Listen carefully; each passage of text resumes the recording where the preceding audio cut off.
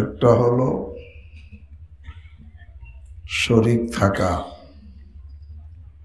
মজলিসে, আর একটা আগায়া বসা। এর মধ্যে পার্থক্য কি?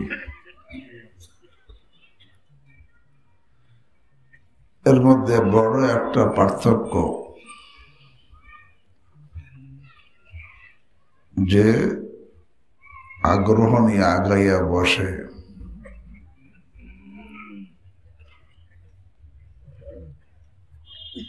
আল্লাহর রহমত তার দিকে আগাইয়া আসে।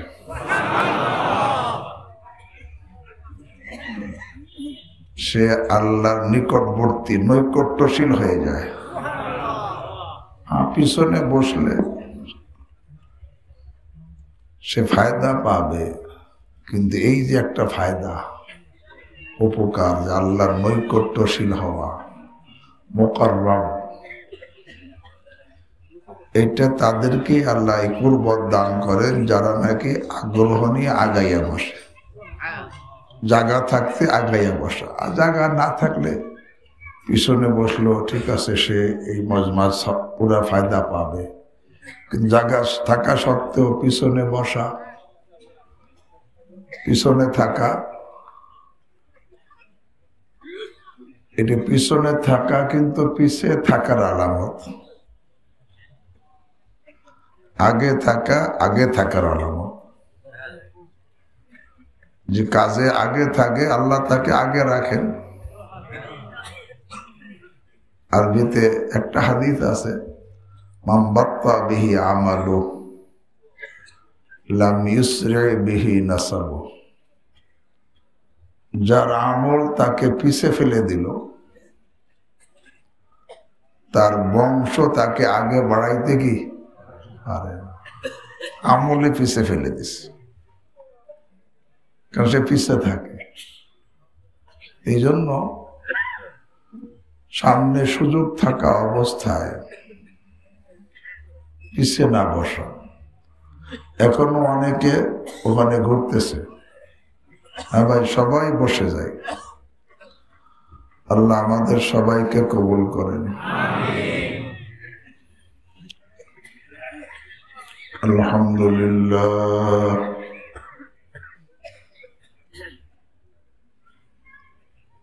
আলহামদুলিল্লাহি ওয়া কাফা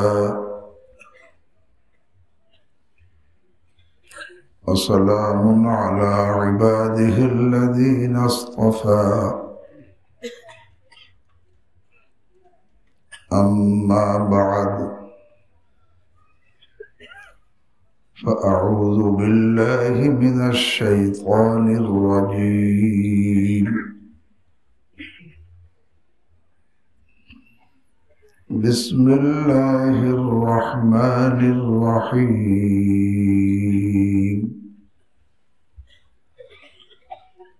فاتقوا الله ما استطعتم واسمعوا وأطيعوا وأنفقوا خيرا لأنفسكم ومن يوق شح نفسه فأولئك هم المفلحون. وقال النبي صلى الله تعالى عليه وسلم: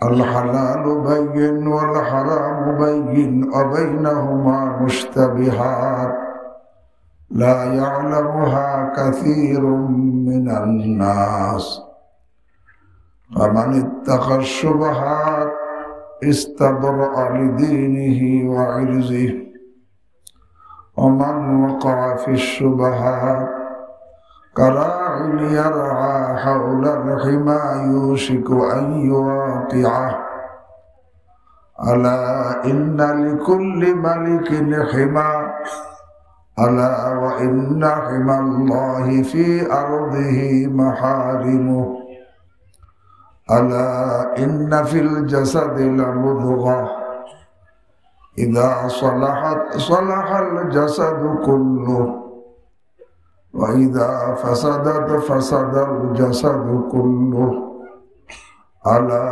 وهي القلب أو كما قال عليه الصلاة والسلام آمنت بالله صدق الله مولانا العظيم وصدق رسوله النبي الكريم ونحن على ذلك من الشاهدين والشاكرين والحمد لله رب العالمين سبحانك لا علم لنا إلا ما علمتنا إنك أنت العليم الحكيم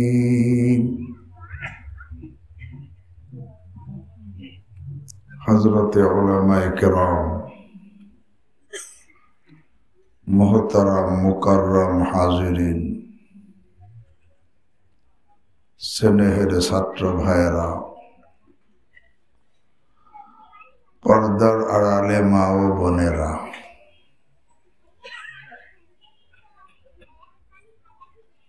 আল্লাহ রাব্বুল আলামিন আরহামুর রাহিমিন এই দুনিয়ার জগৎটাকে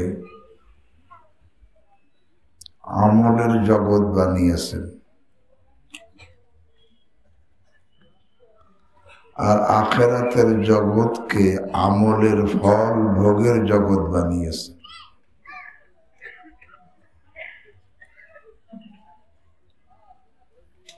তো আমল যদি ভালো হয় তাহলে তার ফল ভালো হবে, আমল যদি খারাপ হয় তার ফল খারাপ হবে। তবে আখিরাত দুনিয়ার জগৎটা যেহেতু সীমিত ক্ষণিকের, এখানে আমলও সীমিত অল্প সময়ের আমল। আর আখিরাতের জগৎটা যেহেতু চিরকালের অসীম, এর ফলও হবে চিরকালের জন্য অসীম ফল। সুতরাং যার এই কিছুকালের জগতে তার আমল সুন্দর হবে, ভালো হবে, পরকালের জগতে তার ফল অত্যন্ত অসীম ভালো হবে। তবে সুন্দর হওয়া, কারণ পরকালে ফল দান করবেন কে? আল্লাহ। তো সুন্দর হতে হবে কার কাছে? আল্লাহর কাছে। সুন্দর হতে হবে আল্লাহর কাছে। দুনিয়া সবার কাছে সুন্দর হয়েছে, আল্লাহর কাছে সুন্দর হয় না, এর ফল ভালো হবে না। দুনিয়ার কারো কাছে সুন্দর হয় নাই, আল্লাহর কাছে সুন্দর হয়ে গেছে, এর ফল কি হবে? ভালো। আসল সুন্দর অসুন্দর এটা আল্লাহর কাছে সুন্দর হওয়া। লিয়াবলুয়াকুম আইয়ুকুম আহসানু আমালা, আল্লাহর কাছে সুন্দর হতে হবে। আল্লাহর কাছে সুন্দর হওয়ার জন্য এক নম্বর ঈমান থাকতে হয়।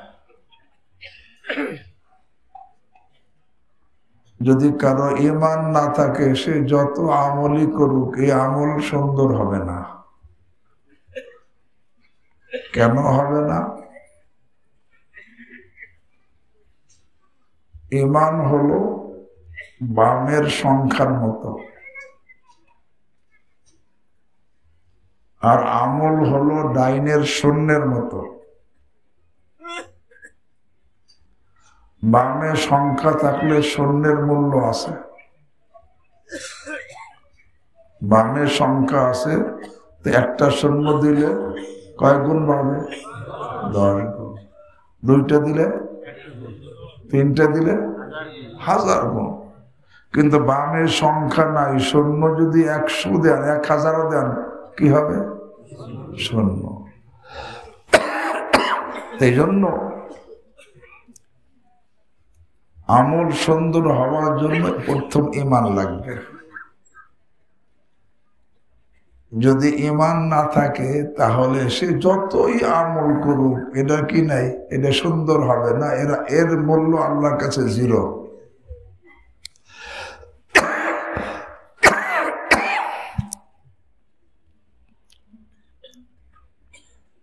এই জন্য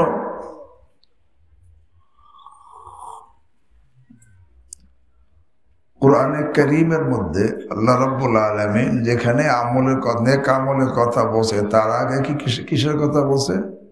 ইন্নাল্লাযীনা আমানু ওয়া আমিলুস সালিহাত। আমানু আগে কিছু, যারা ঈমান এনেছে। বোঝা গেল ঈমান যদি না থাকে সে যত আমল করুক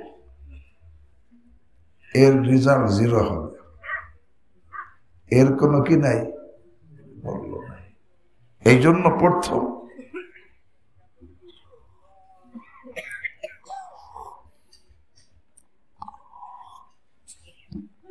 আমলকে সুন্দর করার জন্য ঈমানের ফাউন্ডেশন লাগবে।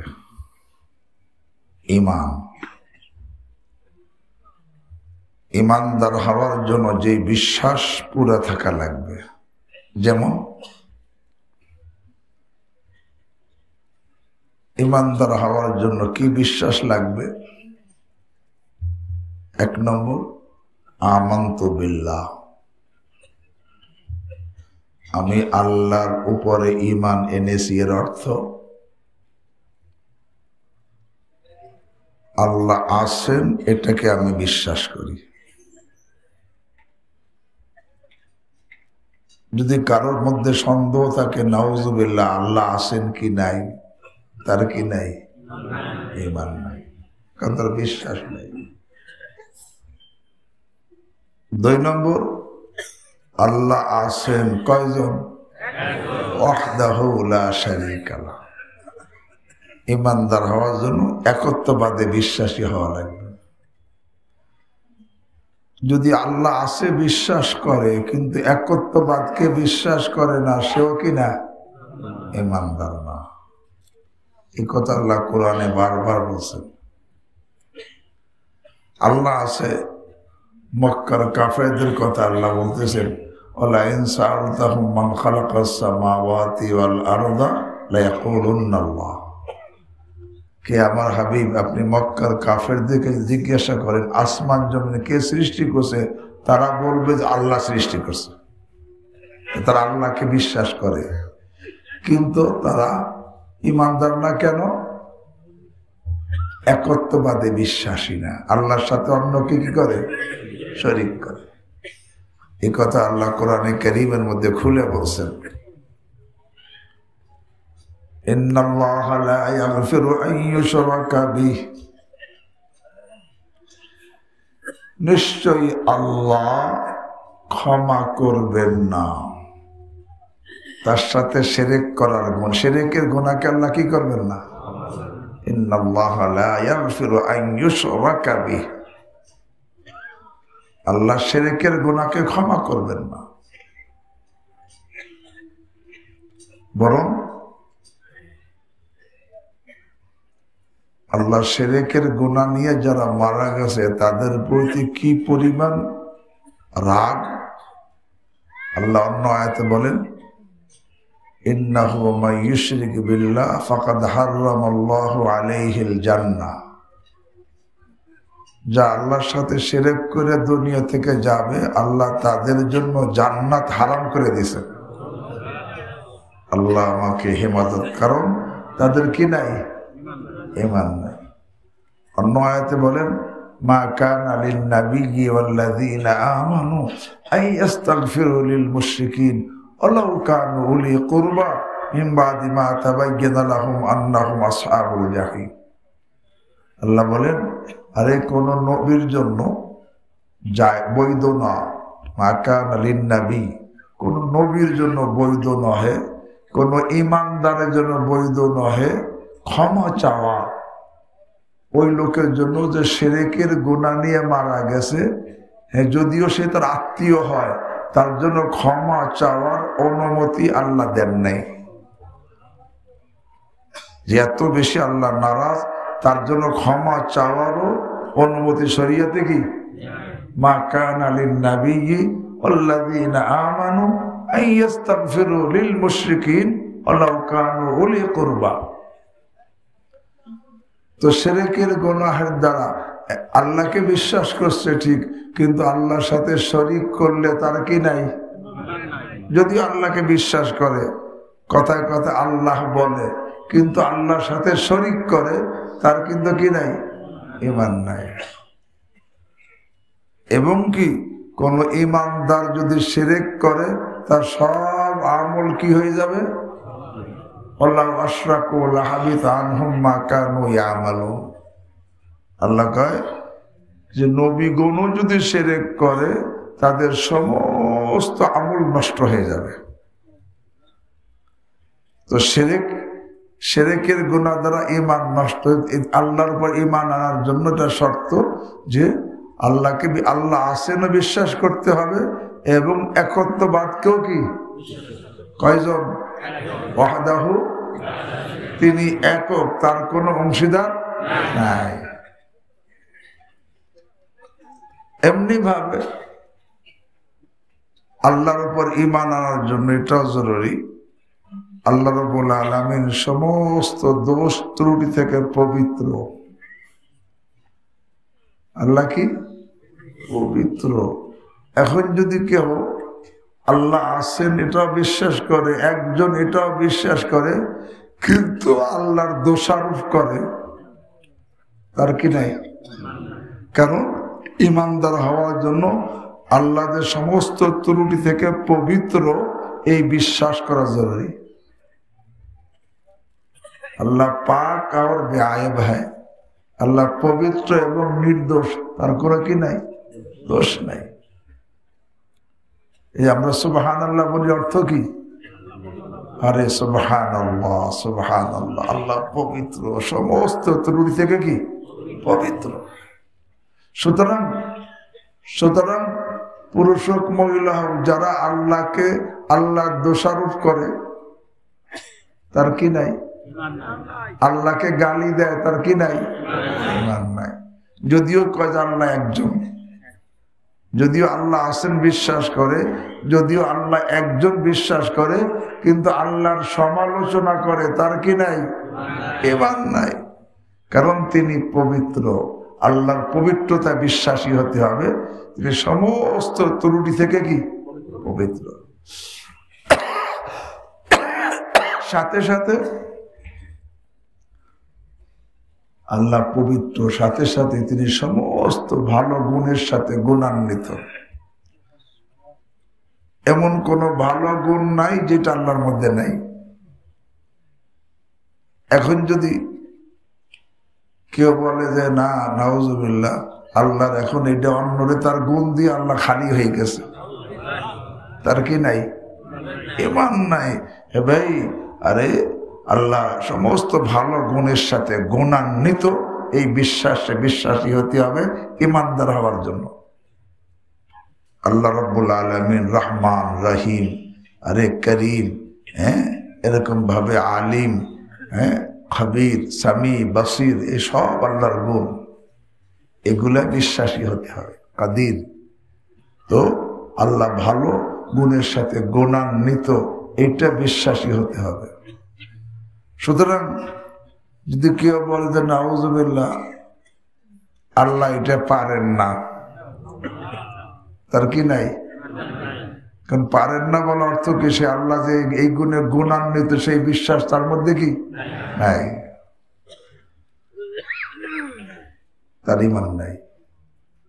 এই জন্য আল্লাহ আছেন, এর উপরে বিশ্বাসী হইতে হবে, একজন একত্ববাদে বিশ্বাসী হতে হবে, এবং তিনি সমস্ত ত্রুটি থেকে কি? এই বিশ্বাসী হতে হবে, এবং তিনি সমস্ত ভালো গুণের সাথে কি?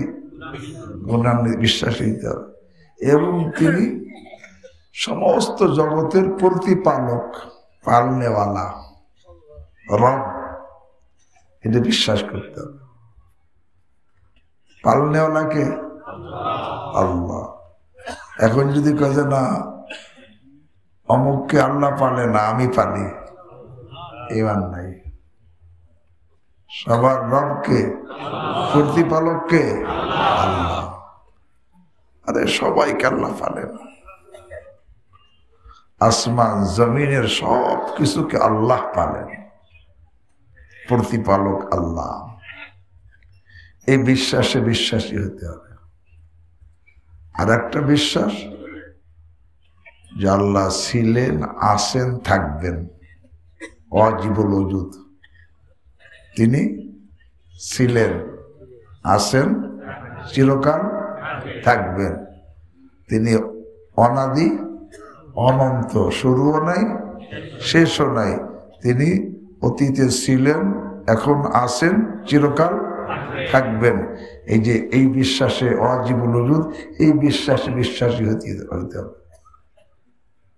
ঈমানদার হওয়ার জন্য যেরকম নাকি আমানতু বিল্লাহ, আল্লাহর উপর ঈমান আনতে হবে। এইভাবে আমানতু বিল্লাহি ওয়া মালাইকাতি, ফেরেশতাদের উপর ঈমান আনতে হবে। আল্লাহর সৃষ্টি, ফেরেশতা নূরের তৈরি, এরা সবসময় আল্লাহর আদেশ পালন করে, কোনো আদেশ তারা লঙ্ঘন করে না।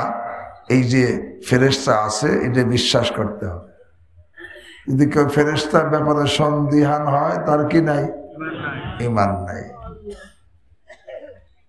এমনি ভাবে আল্লাহ রাব্বুল আলামিন যে রাসূল পাঠাইছেন, নবীগণ, নবীদেরকে আল্লাহ পাঠাইছেন, এই সব নবীদেরকে বিশ্বাস করতে হবে। এবং সর্বশেষ নবী মুহাম্মদুর রাসূলুল্লাহ সাল্লাল্লাহু আলাইহি ওয়াসাল্লাম, তিনি খাতামুন নবী, সর্বশেষ। তারপরে কোন নবী? এখানে তিনি শেষ, শুধু নবী না, তিনি শেষ নবী, এটা বিশ্বাস করতে হবে। কেউ যদি মনে করে না তিনি শেষ নবী না, তারপরেও নবী আছে, তার ঈমান নাই। তার কি নাই? ঈমান নাই। তিনি খাতামুন নবী, সর্বশেষ নবী, তারপরে কোনো কি নাই? কোনো নবী নাই। এখন যদি কেউ তারপরে নবী আছে বলে, বিশ্বাস করে, তাহলে তার কি নাই? এই জন্য কাদিয়ানীদের কি নাই? ঈমান নাই। তারা বলে যে গোলাম মোহাম্মদ কাদিয়ানী নবী, নাউযুবিল্লাহি মিন যালিক। এই জন্য বলতেছিলাম, হ্যাঁ রে, যে রাসূল সাল্লাল্লাহু আলাইহি ওয়াসাল্লাম সর্বশেষ, তিনি নবী এবং সর্বশেষ নবী এবং আলমী, সারা জগতের নবী এবং কিয়ামত পর্যন্ত দায়ী নবী, কিয়ামত পর্যন্ত নবী বিশ্বাস করতে হবে ঈমানদার হওয়ার জন্য। আসমানি কিতাবের উপর বিশ্বাস করতে হবে। পূর্বের আসমানি কিতাব তাওরাত, জাবুর, ইনজিল, যেগুলো আল্লাহ নাযিল করেছেন, সেগুলো হক ছিল। বাকি এখন সেগুলো পরিবর্তন হয়ে গেছে, কিন্তু এখন আছে কোনটা? কোরআন। এই কোরআনকে পুরো বিশ্বাস করতে হবে। কোন একটাকে বিশ্বাস না করলে তার কি থাকবে না? কোন এক আয়াতকে বিশ্বাস না করলে কি থাকবে না? ঈমান থাকবে না। অকুতুবিহি ওয়া রুসুলিহি ওয়াল ইয়াউমিল আখির, কিয়ামতকে বিশ্বাস করতে হবে। তো মোট কথা বলতেছিলাম, আমার আমল ঠিক করার জন্য, এরকম ভাবে আমলকে সুন্দর করার জন্য প্রথম ঈমান ঠিক করতে হবে।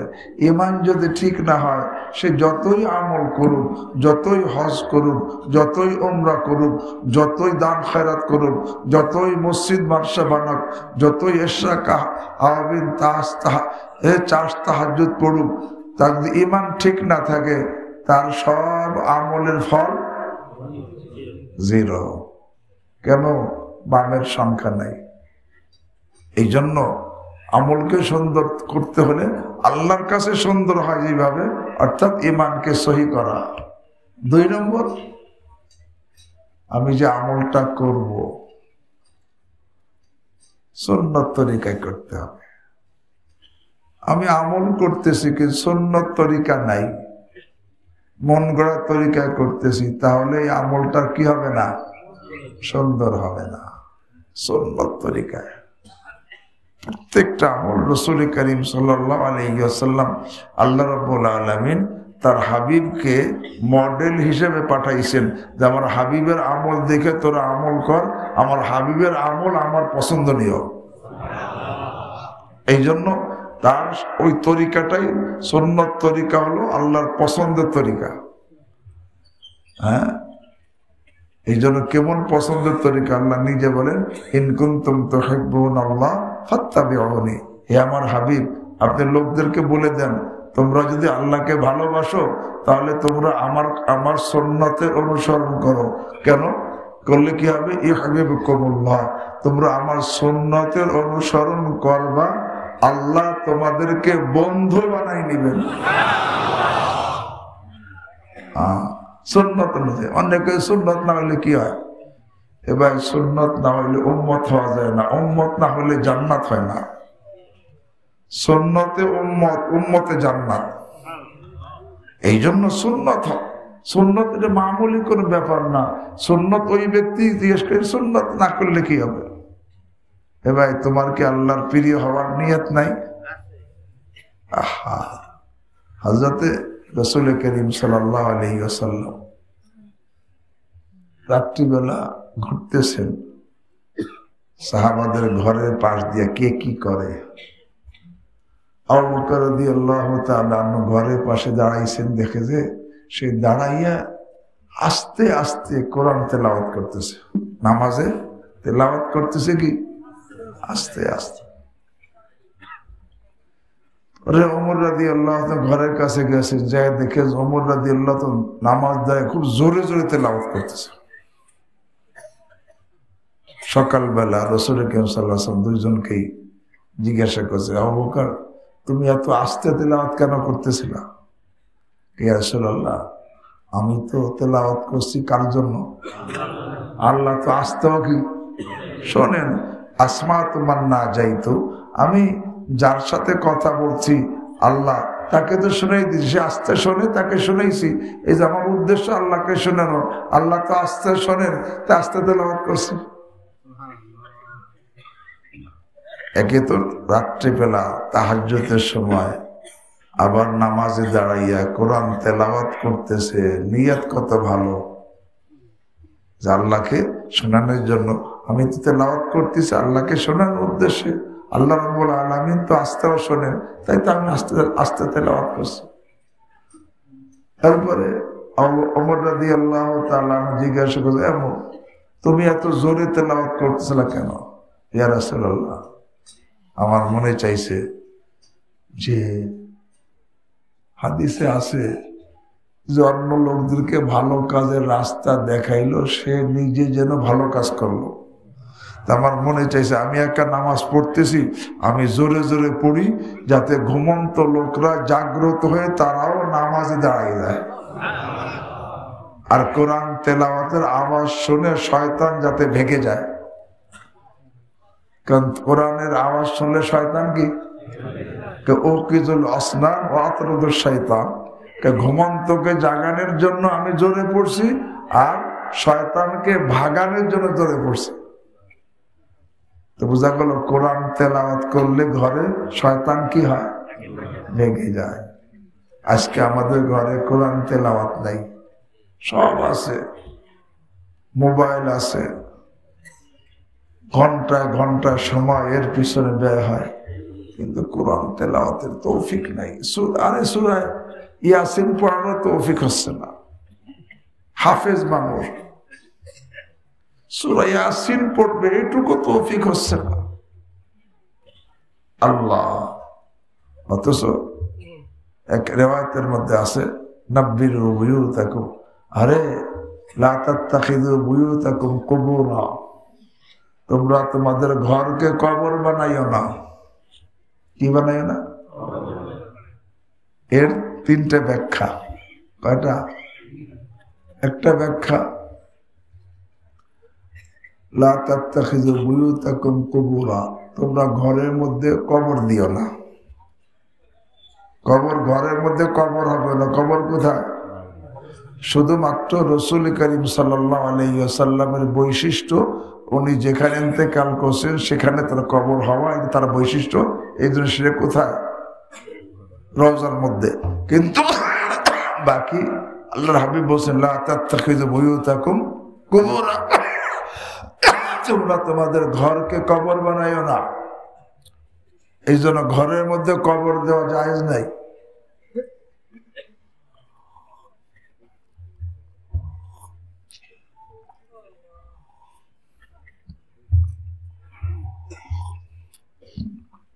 অনেকে উপর দিয়া অনেক টাকা পয়সা আছে একের ঘরের মতো বানাই দেয়, বা এতে তার মাইয়েতের কি লাভ?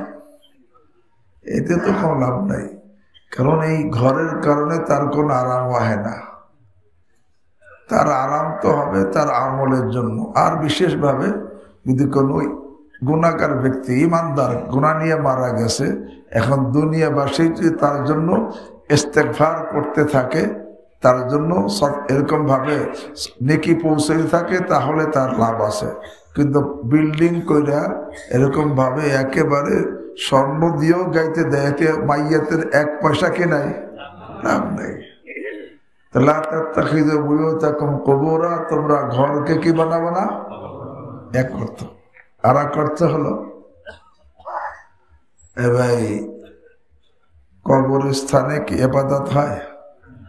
এত লোক কবরে শোয়া, এরা কি সূরা ইয়াসিন পড়ে?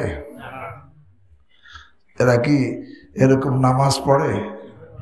অথচ হাজার হাজার লোক কবরস্থানে কবরের মধ্যে শোয়া, একজনও তেলাওয়াত করে না, সূরা ইয়াসিন পড়ে না, নামাজ পড়ে না, কোনো ইবাদত করে না। তো কবর মানে ইবাদত শূন্য। কবর মানে তোমরা তোমাদের ঘরকে কবর বানাইও না, মানে কি কবরের মতো ইবাদত শূন্য বানাইও না। যেই ঘরে ইবাদত নাই সেই ঘর কবর সমতুল্য। সেই ঘর কি কবর সমতুল্য। যেই ঘরে ইবাদত নাই সেই ঘর কবর সমতুল্য। খুব ভালো করে বুঝি। আজকে ঘরের মধ্যে ইবাদত নাই, আহা 24 ঘন্টা দিন, 24 ঘন্টা কেটে যাইতেছে, দিন সপ্তাহ কেটে যাইতেছে, মাস কেটে যাইতেছে, বছর কেটে যাইতেছে। আহা, যে ঘরে সূরা ইয়াসিন তেলাওয়াতের তৌফিক হইতেছে না, নামাজটা ঠিক মতো হইতেছে না।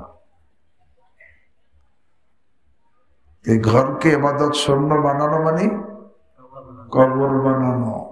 যেই ঘর ইবাদত শূন্য সেই ঘর কি কবর। এখন প্রত্যেকে চিন্তা করি আমার ঘর কি, আমার ঘরের কি অবস্থা। আল্লাহ লা তাত্তাখিযু বুয়ুতাকুম কুবুরা, তোমরা তোমাদের ঘরকে কবর বানাইও না, ইবাদত শূন্য বানাইও না, ইবাদতে খালি বানাইও না, তেলাওয়াত থেকে খালি বানাইও না।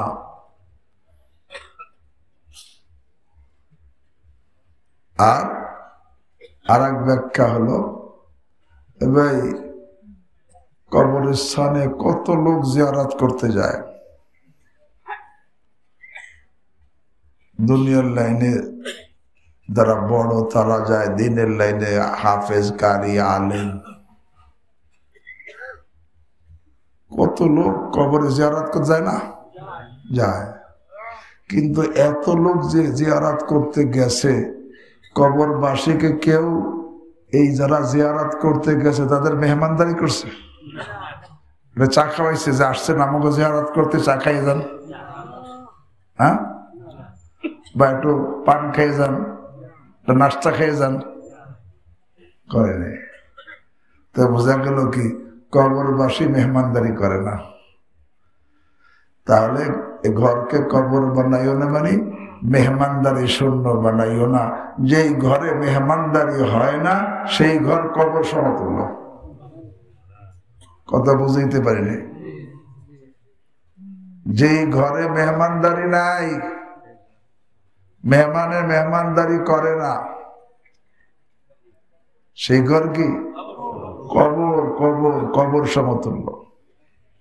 এই জন্য মেহমানদারি করা। মেহমানদারি করলে আল্লাহর রহমত নাযিল হয়। এখানে দুইটা কথা ভালো করে বুঝি। একটা হলো মেহমান আর একটা হলো আত্মীয়। মেহমান আর আত্মীয় কিন্তু এক না। আত্মীয় যারা আমার সম্পর্কের লোক, আল আকরিবা মিন জিহাতিন নাসব ওয়া মিন জিহাতিন নিসা, যারা আমার আত্মীয় বংশের দিক দিয়ে, বিবির দিক দিয়ে, এরা হলো আত্মীয়, এরা মেহমান না। এই আত্মীয়দের সিলা রেহমি, আত্মীয়তা জড়িয়ে রাখার হুকুম। আর অনাত্মীয় যারা আমার কাছে আসছে তারা হলো কি মেহমান। বোঝে নাই? যারা আমার বংশের লোক, রক্তের সম্পর্ক যাদের সাথে, বাবার বিবির কারণে যারা আত্মীয়, এরা হলো আমার আত্মীয়, এরা মেহমান না। এরা মেহমান না। হ্যাঁ, যারা আত্মীয় না কিন্তু আমার কাছে যে কোনো কারণে কি আসছে, তারা আমার কি মেহমান। আমার কাছে আমার উদ্দেশ্যে আসছে, তারা আমার কি, তাদেরকে মেহমানদারি করা। আত্মীয়দের সেলা রেহবে, সেলা রেহবে মানে আত্মীয়তা বন্ধন জুড়ে রাখা। ভাই বোন এরা কি, এরা আত্মীয়, রক্তের সম্পর্ক। শালা সম্বন্ধী এরা কি আত্মীয়। আরে ভাগ্নে ভাগ্নি এরা কি আত্মীয়। মামা চাচা এরা কি আত্মীয়, এরা কিন্তু আত্মীয়। এদের সাথে আত্মীয়তা বন্ধন জুড়ে রাখা সেলা রেহেমি। আর যারা আত্মীয় না আমার কাছে আসছে তারা আমার কি মেহমান, তাদের মেহমানদারি। আল্লাহ রাসূল দুইটা করতেন। ইন্নাকা লাতাসিলুর রাহিম, সামনে আছে আতাকরিদ দাইফ। ইন্নাকা লাতাসিলুর রাহিমা ওয়া তাকসিবুল মাদুমা ওয়া তাহমিলুল কাল্লা ওয়া তাকসিবুল মাদুম ওয়া তাকরিদ দাইফ ওয়া তুঈনু আলা নাওয়াইবিল হক। দুইটা যে এক না তার প্রমাণ, যেখানে দুইটা সাথে সাথে বলছে। একটা হলো আরে লাতাসিলুর রাহিম, আপনি আত্মীয়তা বন্ধন জুড়ে রাখেন। আবার বলতেছেন অতাকরিদ দাইফ, আপনি মেহমানের মেহমানদারি করেন। তো মেহমানের মেহমানদারি ভিন্ন, আর আত্মীয়তা বন্ধন জুড়ে রাখা কি ভিন্ন। হ্যাঁ, মেহমানের মেহমানদারি 3 দিন পর্যন্ত করা যায়, মানে করলে সে মেহমান থাকতে পারে, কিন্তু তার বেশি তার হক নাই। কিন্তু আত্মীয়দের কিন্তু সারা জীবন হক। বোন এসে 3 দিন থাকছে, কয় কি মেহমান 3 দিন থাকলো যায় না কে? সে তো মেহমানই না,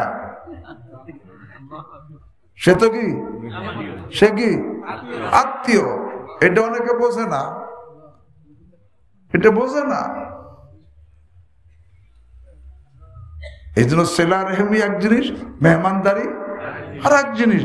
আত্মীয়দের সাথে সেলা রেহমি, এখানে আত্মীয়তা বন্ধন জুড়ে রাখলে আল্লাহ আজকে বলে দেই, যেহেতু আজকে এই ব্যাপারে আমাদের মধ্যে বহু ত্রুটি, আত্মীয়দের সাথে আমাদের বহু ত্রুটি। আত্মীয়দের সাথে সম্পর্ক ছিন্ন করে বসে আছে। ভাইয়ের সাথে ভাইয়ের সম্পর্ক নাই, ভাই বোনের মধ্যে সম্পর্ক নাই, মামু ভাগ্নের মধ্যে সম্পর্ক নাই, চাচা ভাইস্তের মধ্যে সম্পর্ক নাই, ভাই ভাই সম্পর্ক নাই। আছে না? মনে রাখবেন, আমরা খালি মনে করি 5 ওয়াক্ত নামাজ ফরজ। হ্যাঁ, এটা ফরজ ঠিক, কিন্তু আত্মীয়তা বন্ধন জুড়ে রাখার ফরজ। আত্মীয়তা বন্ধন জুড়ে রাখা ফরজ। কেমন ফরজ? বুখারী শরীফের হাদিস, হাদিসে কুদসি বুখারী শরীফের মধ্যে আসছে, ফাহাল আসাইতুম আনতা ওয়াল্লাইতুম ওয়া তুকাত্তিউ আরহামাকুম। এই আয়াতের তাফসীরের মধ্যে হাদিস আসছে, লাম্মা খালাকাল খালক, আল্লাহ রাব্বুল আলামিন যখন সমস্ত সৃষ্টিকে সৃষ্টি করলেন, কামাতির রাহিম, আত্মীয়তা বন্ধন দাঁড়িয়ে গেল, আত্মীয়তা বন্ধন দাঁড়িয়ে গেছে। দাঁড়িয়ে ফাখাযাত হাকওয়ার রহমান, রহমান আল্লাহর কুদরতি কোমর গিয়ে ধরছে আত্মীয়তা বন্ধন।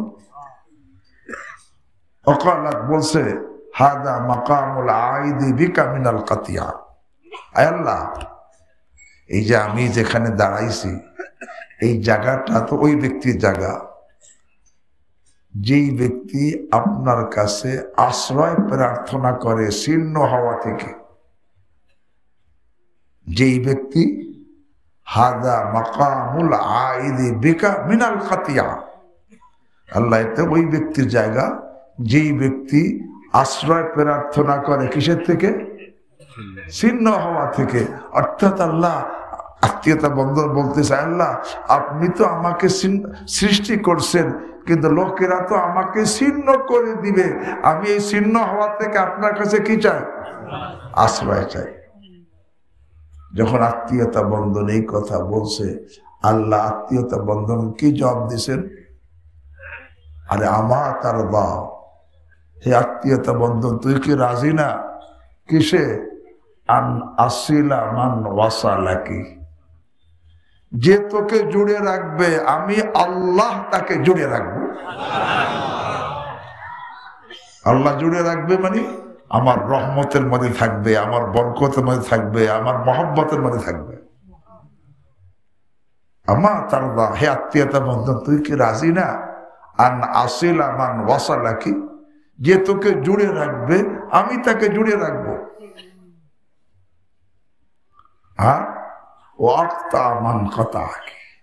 আর যে তোকে ছিন্ন করে দিবে শুনে রাখ আমি আল্লাহ তাকে ছিন্ন করে দেব। সে আমার রহমত থেকে বঞ্চিত, বরকত থেকে বঞ্চিত। এই জন্য আত্মীয়তা বন্ধন জুড়ে রাখলে আল্লাহু আকবার, আল্লাহ তাকে আল্লাহ নিজে বলেন আমি তাকে আমার সাথে কি, আর যে ছিন্ন করে দিবে আল্লাহকে আমিও তাকে কি ছিন্ন করে দিব। কেমন ছিন্ন করব?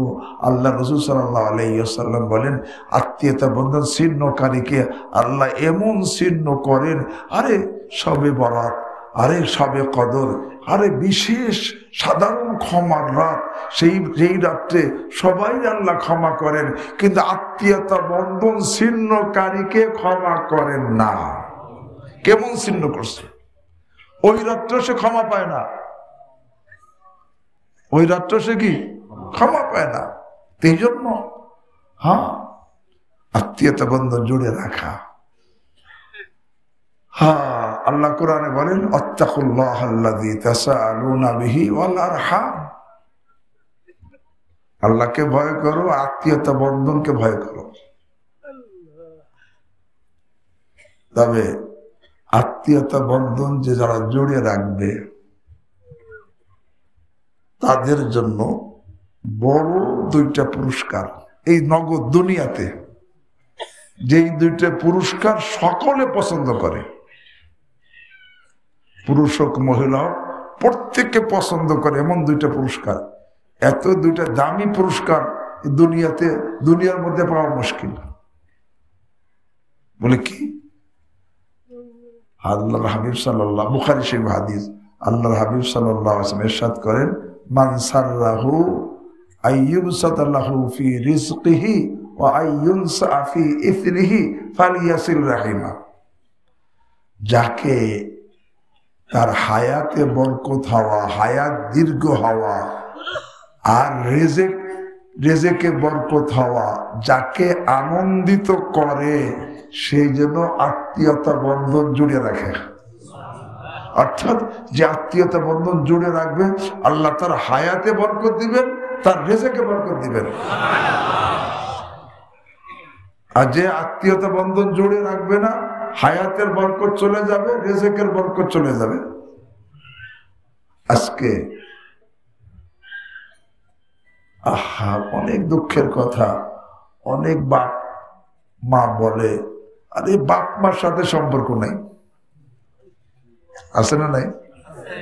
আরে ভাই বাপ মারে কষ্ট দে, তুমি আল্লাহর ওলি কে ইমানদার, আরে নেককারও হইতে পারবা না, জান্নাতি হইতে পারবা না।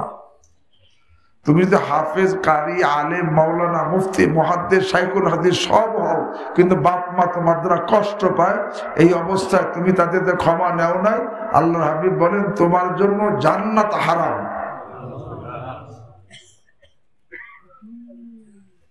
আছে না নাই? স্পষ্ট। ছেলেরা শোনো, ছোট সময় অনেক কিছু করছো, আম্মাটা কইছে পারবো না, আব্বাটা কইছে পারবো না কইছো, তখন না বালেগ ছিল, বালেগ হওয়ার পর যদি বলো যে আমি পারবো না, সে একটা হুকুম দিছে যে এই কাজটা কর, পারবো না, এই পারবো না বলার সাথে সাথে তোমার আমল নামায় একটা কবিরা গুনাহ লেখা হবে। তুমি তো খালি আমি পারবো না, কিন্তু আমল নামায় কবিরা গুনাহ লেখা হবে। হ্যাঁ, দুঃখের সাথে বলতে হয়, তাই বললাম যে অনেক তো ভাই ভাইয়ের সাথে সম্পর্ক নাই, ভাই ভাইয়ের সাথে সম্পর্ক নাই, আরে বাপ মার সাথেও কি নাই সম্পর্ক নাই, আছে না নাই? ইন্না লিল্লাহি ওয়া ইন্না ইলাইহি রাজিউন। তুমি এই অবস্থায় আল্লাহর এরকম ভাবে আরে জান্নাত পাইতে চাও? আরে জান্নাত তো আল্লাহর হাবিব সাল্লাল্লাহু আলাইহি ওয়াসাল্লাম বলেন সালাসাতুন ক্বাদ হারামাল্লাহু আলাইহিমুল জান্নাহ, তিন শ্রেণীর লোকের জন্য আল্লাহ জান্নাত হারাম করছেন। তার এক নম্বর আল্লাহ মাতা পিতার অবাধ্য সন্তান, যে মাতা পিতারে কষ্ট দেয়। প্রত্যেকে চিন্তা করি যে আমার মাতা পিতার সাথে আমার অবস্থা কি। তো বলতেছিলাম সিলা রেহমি, আজকে সিলা রেহমি নাই। সিলা রেহমি কেমনে করতে হয় তাও বলে দেই। সিলা রেহমি 5 ভাবে করতে হয়। বিসসালাম, প্রথমে সালাম বন্ধ হবে না, সালাম করতে হবে। অবিল কালাম, কুশল বিনিময়, কথা বন্ধ করলে হবে না, কথা বলা। অবিল লেখা, মাঝে মাঝে কি করা? সাক্ষাৎ করা। অবিল খেদমা, প্রয়োজন হলে কি করা?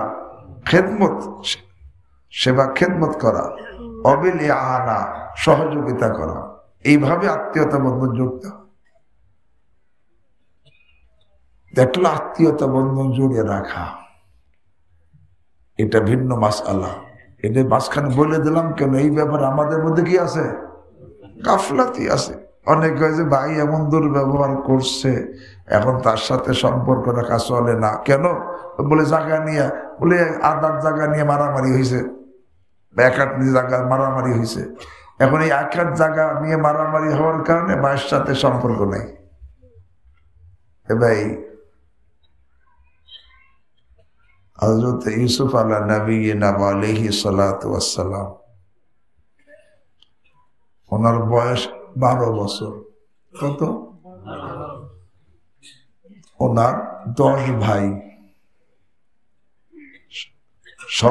সৎ ভাই 10 জন, যারা ওনার আব্বাকে বলে গেছে যে আমরা খেলতে যাব, অনেক বুঝে নিয়ে গেছে। ইয়াকুব আলাইহিস সালাম ওনাকে খুব মহব্বত করতেন, কারণ তার মধ্যে অনেক কিছু নিদর্শন দেখছে, বড় আল্লাহ তাকে বানাবে। সেই জন্য এমনি তো সন্তানের প্রতি সব মহব্বত থাকে, কিন্তু কারোর মধ্যে যদি বিশেষ কোনো চিহ্ন থাকে, ওইটা দেখলে তখন বাপ মাতার প্রতি আরো তাকে বেশি কি করে? মহব্বত করে। উনি আগেই বলছে পিতাকে, ইন্নী রাআইতু আহাদা আশারা কাওকাবা ওয়াশ শামসা ওয়াল কামার রাআইতুহুম লি সাজিদিন। ইউসুফ হাসান বলছে যে আমি 11টা নক্ষত্র আর চন্দ্র সূর্যকে আমাকে সিজদা করতে দেখেছি। এখন ইয়াকুব হাসান বুঝছে যে আল্লাহ একে খুব অনেক বড় বানাবে। এখন পরে ভাইয়েরা 10 ভাই ওনার আব্বাকে বুঝাইয়া নিয়ে গেছে, বলে আমরা খেলতে যাব। কোরআনে ঘটনা আসছে পুরা তাফসিলে বিস্তারিত, কাঁধে করে নিয়ে গেছে। ইয়াকুব আলাইহিস দাঁড়ায় রয়েছে যে ওরা নিয়ে যায় ইউসুফকে। দাঁড়ায় যত দূর পর্যন্ত নজরে আসছে তত দাঁড়াইছিলেন ইয়াকুব আলাইহিস সালাম। এত সময় পর্যন্ত কাঁধে করে নিয়ে গেছে। আর যখন নাকি নজরের আড়াল হয়েছে সাথে সাথে কাঁধে থেকে আছাড় মেরে ফেলে দিছে। এ 12 বছরের ছেলে আছাড় মেরে ফেলে দিছে, তো ব্যথা তো পাইছে। এখন যার কাছে যায় সেই তাকে মারে। তবে মায়ের দুই প্রকার, একটা শাসনের মায়ের আর একটা মেরে ফেলার মায়ের। দুটাকে সমান? সবাই মারতেছে কেন? মেরে ফেলানোর জন্য। কেমন মারা মারছে তাফসীরে লেখে যে এক ভাই তো পাও ধইরা মাটিতে এইভাবে আশ্রাইছে যে এইভাবে ধূপা কাপড়কে আশ্রায়, এমনি ভাবে একজনে বুকের উপর উঠা মাথা মুচড়াইছে, শুয়ে ফেলবে। আর একজনে জব করতে গেছে তলোয়ার দিয়া, তখন এক ভাই বসে লা তাকতুলু, কতল করিস না, তাকে কূপে ফেলে দে। পরে সেই ভাইরা এইভাবে নির্যাতন করে কূপে ফেলছে। সওদাগররা আসছে আল্লাহর হুকুমে, পানি উঠে দিকে সেই তাদের বালতিদের মধ্যে উঠে আসছে। বাইরে দূরে দেখছে যে উঠে আসছে, দৌড়ে আসছে। এসে বলতেছে এই যে আমাদের ভাগুড়া গোলাম, পলাতক গোলাম এইখানে পলাইছে। এরপরে পরে গোলাম হিসেবে কি করছে? বিক্রি করছে। অসারাহু বেসামানিন বাক্সিন দারাহিমা মাদুদা, অল্প কয় পয়সা। উদ্দেশ্য তো পয়সা কামানো ছিল না, উদ্দেশ্য তাকে দূরে সরানো। এরপরে এরা নিয়ে বিক্রি করছে সেই মিশরে। কেনান শাম থেকে চলে গেছে মিশরে, সেখানে 6 বছর গোলামি করছে। এই আল্লাহ 6 বছর গোলামি করছে। পরে আবার সেখানে জুলাইখা অপবাদ দিয়া জেলে ঢুকেছে। জেলে 12 বছর থাকছে। 12 বছর বয়সে বিক্রি হয়েছে, 6 বছর গোলামি করছে, কত হইল? আর পরে জেলে রয়েছে 12 বছর, 30 বছর। এরপর আল্লাহ রাব্বুল আলামিন তার কুদরত দ্বারা জেল থেকে বের করছে।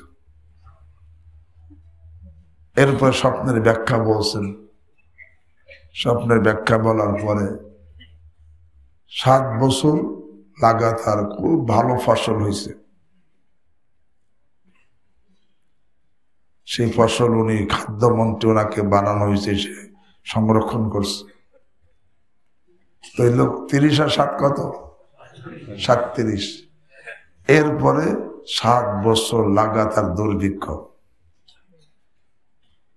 এই 7 বছর লাগাতার দুর্ভিক্ষ। এখন এই প্রথমে তো ওই কেনানেও দুর্ভিক্ষ দেখা দিছে।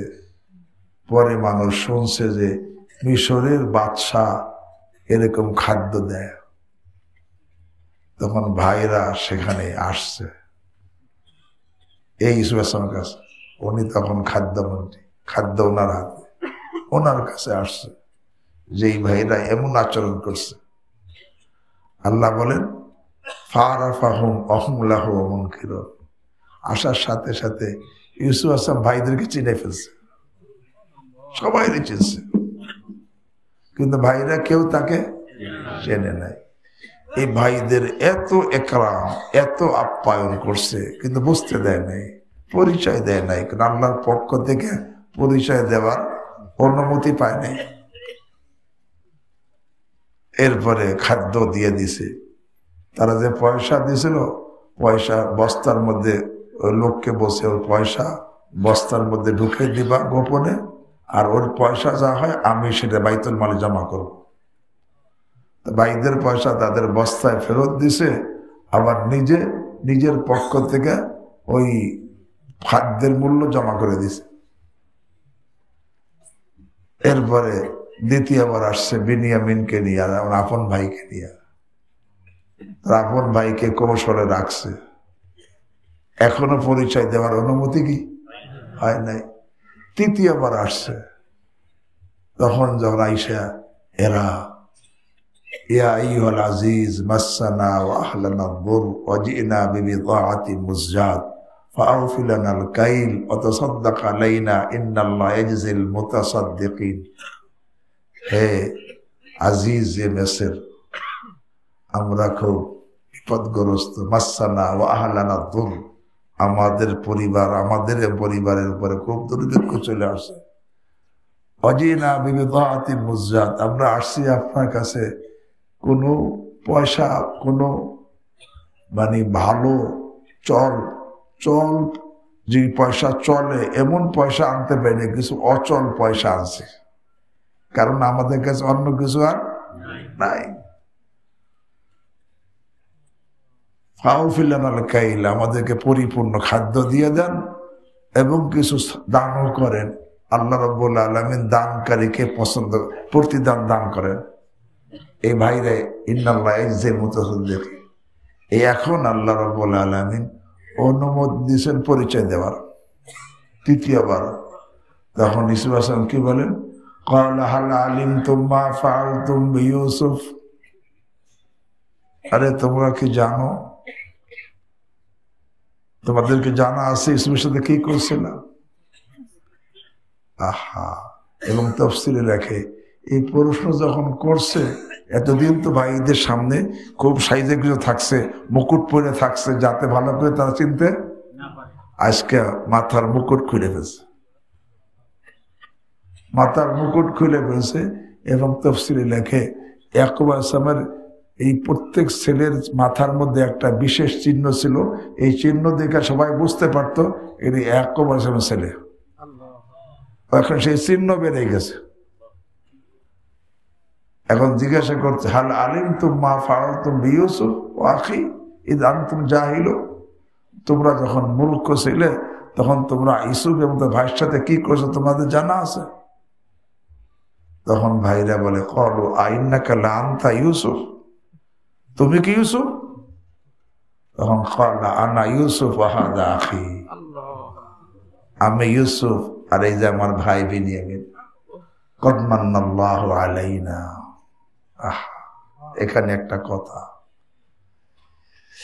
আহা, এখানে একটা কথা, এই যে এত বড় নিয়ামত যে আল্লাহ রাব্বুল আলামিন কূপ থেকে উঠে গিয়া সিংহাসনে বসাইছেন,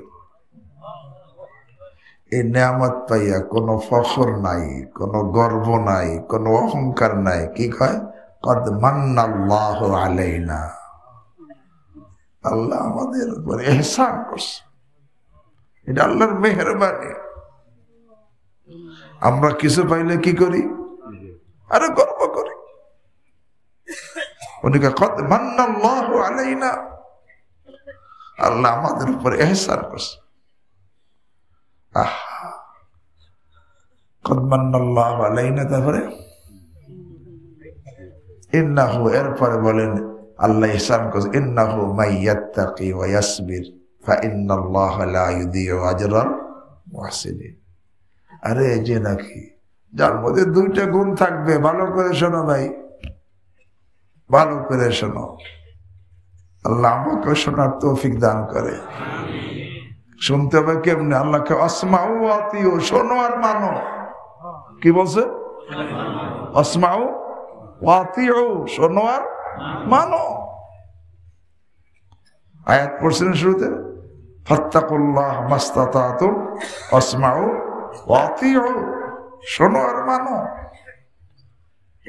ইউসুফ আলাইহিস সালাম বলেন, ইন্নাহু মাইয়াত্তাকি ওয়া ইয়াসবির, যে নাকি আরে সর্ব অবস্থায় গুনাহ থেকে বেঁচে থাকে আর ধৈর্য ধারণ করে, আল্লাহ তার পুরস্কারকে নষ্ট করেন না, তাকে পুরস্কার দেনই।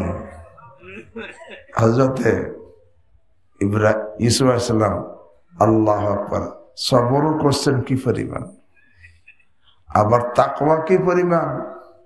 হে যুবক ভাইরা শোনো, বলে দেই, এই হযরতে ইউসুফ আলাইহিস সালামের বয়স 18, পূর্ণ যৌবন, পূর্ণ শক্তি। যখন ওনার বয়স 18, তখন বোধহয় 12 বছর বয়সে ওনার ওজন ছিল 4 মণ। 18 বছর বয়সে আরো কত ছিল, মানে পূর্ণ যৌবন। কারণ আল্লাহ যাদেরকে নবী বানান তাদেরকে পূর্ণ সুস্থ রাখেন, তাদের মধ্যে শারীরিক কোনো দুর্বলতা থাকে না, কোনো দিক দিয়ে দুর্বলতা থাকে না। মুসা আলাইহিস সালাম একা একা গোসল করতেন, বনী ইসরায়েলদের সাথে একসঙ্গে গোসল করতেন না। বনী ইসরায়েল সবাই একসঙ্গে উলঙ্গ হয়ে গোসল করত, তাদের সমাজে এটা কোনো দোষের ছিল না। কিন্তু মুসা আলাইহিস সালাম ওনার মধ্যে হায়া ছিল, উনি এই জন্য তাদের সাথে গোসল করতেন না, উনিও এমনি কাপড় খুলে গোসল করতেন, তবে একা একা। এই জন্য বনী ইসরায়েল অপবাদ লাগাইল, শুনছো যে মুসা যে একা একা গোসল করে, কেন আমাকে সামনে আসে না? ওর এক শিরার রোগ আছে, এর লেগে তো আসে না। আমাকে সামনে আসলে ওর রোগটা প্রকাশ হয়ে যাবে, এই জন্য আমাদের সামনে আসে না। অত তার মধ্যে কি নাই? কিন্তু উনি তো যাবে না তাদের সামনে। আল্লাহ রাব্বুল আলামিন তার নবীকে যে সে রোগ মুক্ত প্রমাণ করাইছেন, এটা পাথরের দ্বারা। পাথরের উপর কাপড় রেখে গোসল করতে নামছে, আল্লাহ পাথরের হুকুম দিছে যে আমার কালিম যখন আসবে গোসল করে তুই কাপড় নিয়ে দৌড় দিবি। এখন উনি উঠছে, পাথর কাপড় নিয়ে দিছে দৌড়, পাথর দৌড়িতেছে, উনি পাশে পাশে দৌড়ে আর সাউবি হাজার, সাউবি হাজার, হে পাথর কাপড় দে, হে পাথর কাপড় দে। পাথর কার কথা শোনে? মালিক কইছে দৌড় দে, ওনার কথা শুনবে নাকি? দিছে দৌড়, একেবারে চলে গেছে বনী ইসরায়েলদের বসবার মধ্যে। যখন এরপরে নামছে, ওদিকে বনী ইসরায়েল দেখছে, না কোনো দোষ তো নেই। আল্লাহকে ফাবাররাহুল্লাহু মিম্মা ক্বালু, আল্লাহ তাকে ফাবাররাহুল্লাহু মিম্মা, তারা যে অপবাদ দিয়েছিল তার থেকে আল্লাহ তাকে পবিত্র করে দিয়েছে, দেখাই দিয়েছে যে না, দোষ নেই আমার কালিমের। তা বলতেছিলাম আল্লাহ নবীদের মধ্যে শারীরিক কোনো ত্রুটি না থাকে না, তাদের মধ্যে পূর্ণ শক্তি থাকে, পূর্ণ শক্তি থাকে। এখন 18 বছর বয়সের ছেলে, বিদেশের বাড়ি। দেশের বাড়ি থাকলে তো সবাই পরিচিত, বাপ মা, ভাই বোন, আত্মীয় স্বজন। যাদের মধ্যে একটু হায়া লজ্জা থাকে তারা চিন্তা করে না, কোনো গড়বড় করা যাবে না, তৈরি মান সম্মানের ব্যাপার, সবাই কি পরিচিত।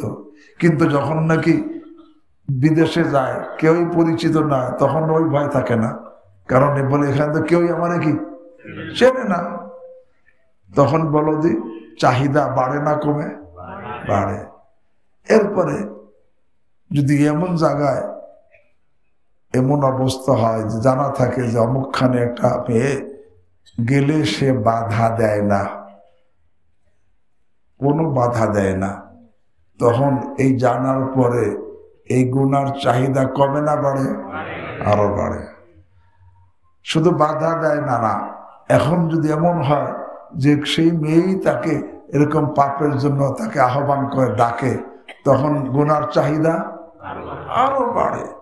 শুধু তাই না, শুধু ডাকে না, আরে তার কাছে তার ঘরেই থাকতে হয়, তার ঘরেই থাকে, যেই ঘরে মেয়ে সেই ঘরে তার থাকতে হয়, তখন তার চাহিদা আরো বাড়ে। শুধু থাকতে হয় না, তার সব কাজ করতে হয়, তখন চাহিদা আরো বাড়ে। শুধু সব কাজ করতে হয় না, তার গোলাম হিসেবে থাকতে হয়, তখন চাহিদা আরো বাড়ে।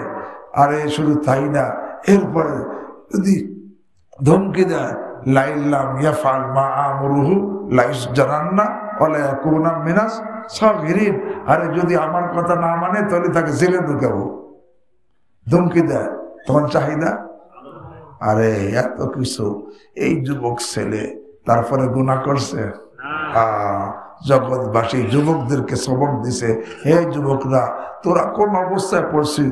বলে ইউসুফ আলাইহিস সালাম তো এমন অবস্থায়, সেই 6 বছর ছিল তার ঘরে এবং সে পূর্ণ যৌবনে সেখানে ছিল, এবং তাকে কিভাবে ফুসলানোর চেষ্টা করছে, শুধু করে নাই, শেষ পর্যন্ত ঘরের মধ্যে গিয়া সমস্ত দরজা বন্ধ করে তালা লাগাইয়া তাকে বাধ্য করার চেষ্টা করছে। কিন্তু এবং কত ধরনের ফুসলানোর চেষ্টা করছে, সেখান থেকে কিভাবে দৌড়ে বেরিয়েছে। আস্তাবাকাল বাপ, আহা দৌড় দিচ্ছে, কারণটা কি?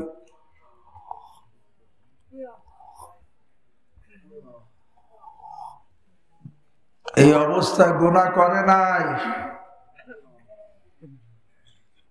অনেক যুবকরা কয় যে আমি গুনাহ থেকে বাঁচতে কি পারি না, কিন্তু ইসুফ আলাইহিস সালাম যেই অবস্থায় পড়ছিলেন, একবারে কি পড়ছেন? এক মুহূর্তে? আরে না, সেই ঘরে গোলাম হিসেবে থাকতেছেন, সব সময় তারা ফুসলাইতেছে, কিন্তু তারপরেও গুনাহ করে নাই। আহা, তো কেমন তাকওয়া, কেমন তাকওয়া! এই যে তাকওয়া, তার মধ্যে গুনার চাহিদা ছিল না এমন না, গুনার চাহিদা ছিল, গুনার শক্তি ছিল, গুনার সুযোগ ছিল, গুনার জন্য এত পিড়াপিড়ি করছে, এরকম এত কৌশল করছে, এরকম ধুমকি দিছে, তারপরে কি? এটার নাম তাকওয়া। কাইন্নাহু মাইয়াত্তাকি, যে নাকি তাকওয়া অবলম্বন করবে, ওয়াসবির, এবং ধৈর্য ধারণ করবে, এবং ধৈর্য ধারণ করবে, সবর করবে। আহা, ফাইন্নাল্লাহা লা ইউদিউ আজরাল মুহসিনিন, আল্লাহ তাদের এই নেককারদের পুরস্কার আল্লাহ নষ্ট করেন না। বাহারহাল এই যে যখন নাকি বলছেন, এখন ভাইরা বলে উঠছে, ক্বালু তাল্লাহ লাকাদ আথারাকাল্লাহু আলাইনা ওয়া ইন কুন্না লাখাতিন। খোদার কসম, আরে ভাইরা বলো, খোদার কসম, আমরা তোকে ডাবানোর চেষ্টা করছি, আল্লাহ তোকে উঠেই দিছে। লাকাদ আসারাকাল্লাহু আলাইনা, আমরা তো তোকে গায়েব করার, আরে ডাবানোর চেষ্টা করছি, আল্লাহ আমাদের থেকে তোকে উপর উঠেছে। লাকাদ আসারাকাল্লাহু আলাইনা ওয়া ইন কুন্না লাখাতিন, আমরা এই অপরাধী। তখন ভাইরা স্বীকার করছে, আমরাই কি অপরাধী। আল্লাহু আকবার। এই মুহূর্তে ইউসুফ আলাইহিস সালাম সবল না দুর্বল? ওনার হাতে ক্ষমতা আছে না নাই? যেই ভাইরা ওনাকে মারার জন্য এত কিছু করছে, কুপিয়ে ফেলছে, আল্লাহু আকবার, সেই ভাইদের কি বলেন? লা তাসরিবা আলাইকুমুল ইয়াউম, আরে তোমাদের উপর আমার কোনো অভিযোগ নাই। লা তাসরিবা আলাইকুমুল ইয়াউম। এখানে অনেকগুলো সবক বলে দেই। হ্যাঁ, লা তাসরিবা আলাইকুমুল ইয়াউম, এর মধ্যে 1 নম্বর সবক কাজমে গায়েজ, গুসা হজম করার সবক। ভাইরা যে আচরণ করছে, এতে গুসা আসে না? আসে কি আসে না? আসে। কিন্তু উনি হজম করছে, কারণ জান্নাতি যারা হবে তাদের একটা গুণ কি? অল কাযিমিনা গাইজ, তারা গুসা হজমকারী হয়। এ ভাই যারা জান্নাতি হবে তারা গুসা হজমকারী হবে, নিজের স্বার্থে কারোবার গুসা করবে না। হ্যাঁ, দিনের স্বার্থে গুসা করা ভিন্ন কথা, নিজের স্বার্থে কারোবার কি হবে না? গুসা হবে না। বিবির সাথে গুসা করবে না, ভাইয়ের সাথে গুসা করবে না, বোনের সাথে গুসা করবে না। কাজমে গাইজ, আরে গুসা হজম করার সবক দিছে। এই অবস্থায় হযরতে ইউসুফ আলাইহিস সালাম কি করছেন? গুসা হজম করছেন। আর শুনে রাখো, হ্যাঁ, হাদিসের মধ্যে আসছে, মান কাযামা গাইজান ওয়া হুয়া ইয়াকদিরু আলা ইনফাদিহি মালা আল্লাহু কলবাহু আমনা ওয়া ঈমানা। যেই লোকটা এমন গুসাকে হজম করবে, যে গুসার বশবর্তী হইয়া প্রতিশোধ নেওয়ার ক্ষমতা তার আছে, আল্লাহ তার দিলকে শান্তি এবং ঈমান দ্বারা পরিপূর্ণ করে দিবেন। বিবি কিছু বলছে, প্রতিশোধ নেওয়ার ক্ষমতা আছে না, কিন্তু সে হজম করছে, আল্লাহ তাকেই পুরস্কার দিবে। মান কাযামা গাইজান ওয়া হুয়া ইয়াকদিরু আলা ইনফাদিহি মালা আল্লাহু কলবাহু আমনা ওয়া ঈমানা।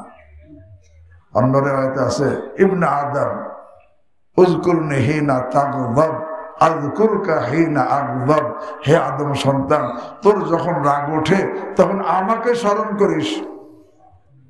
তো কিয়ামতের ময়দানে আমার যখন রাগ উঠবে আমি তোকে স্মরণ করব।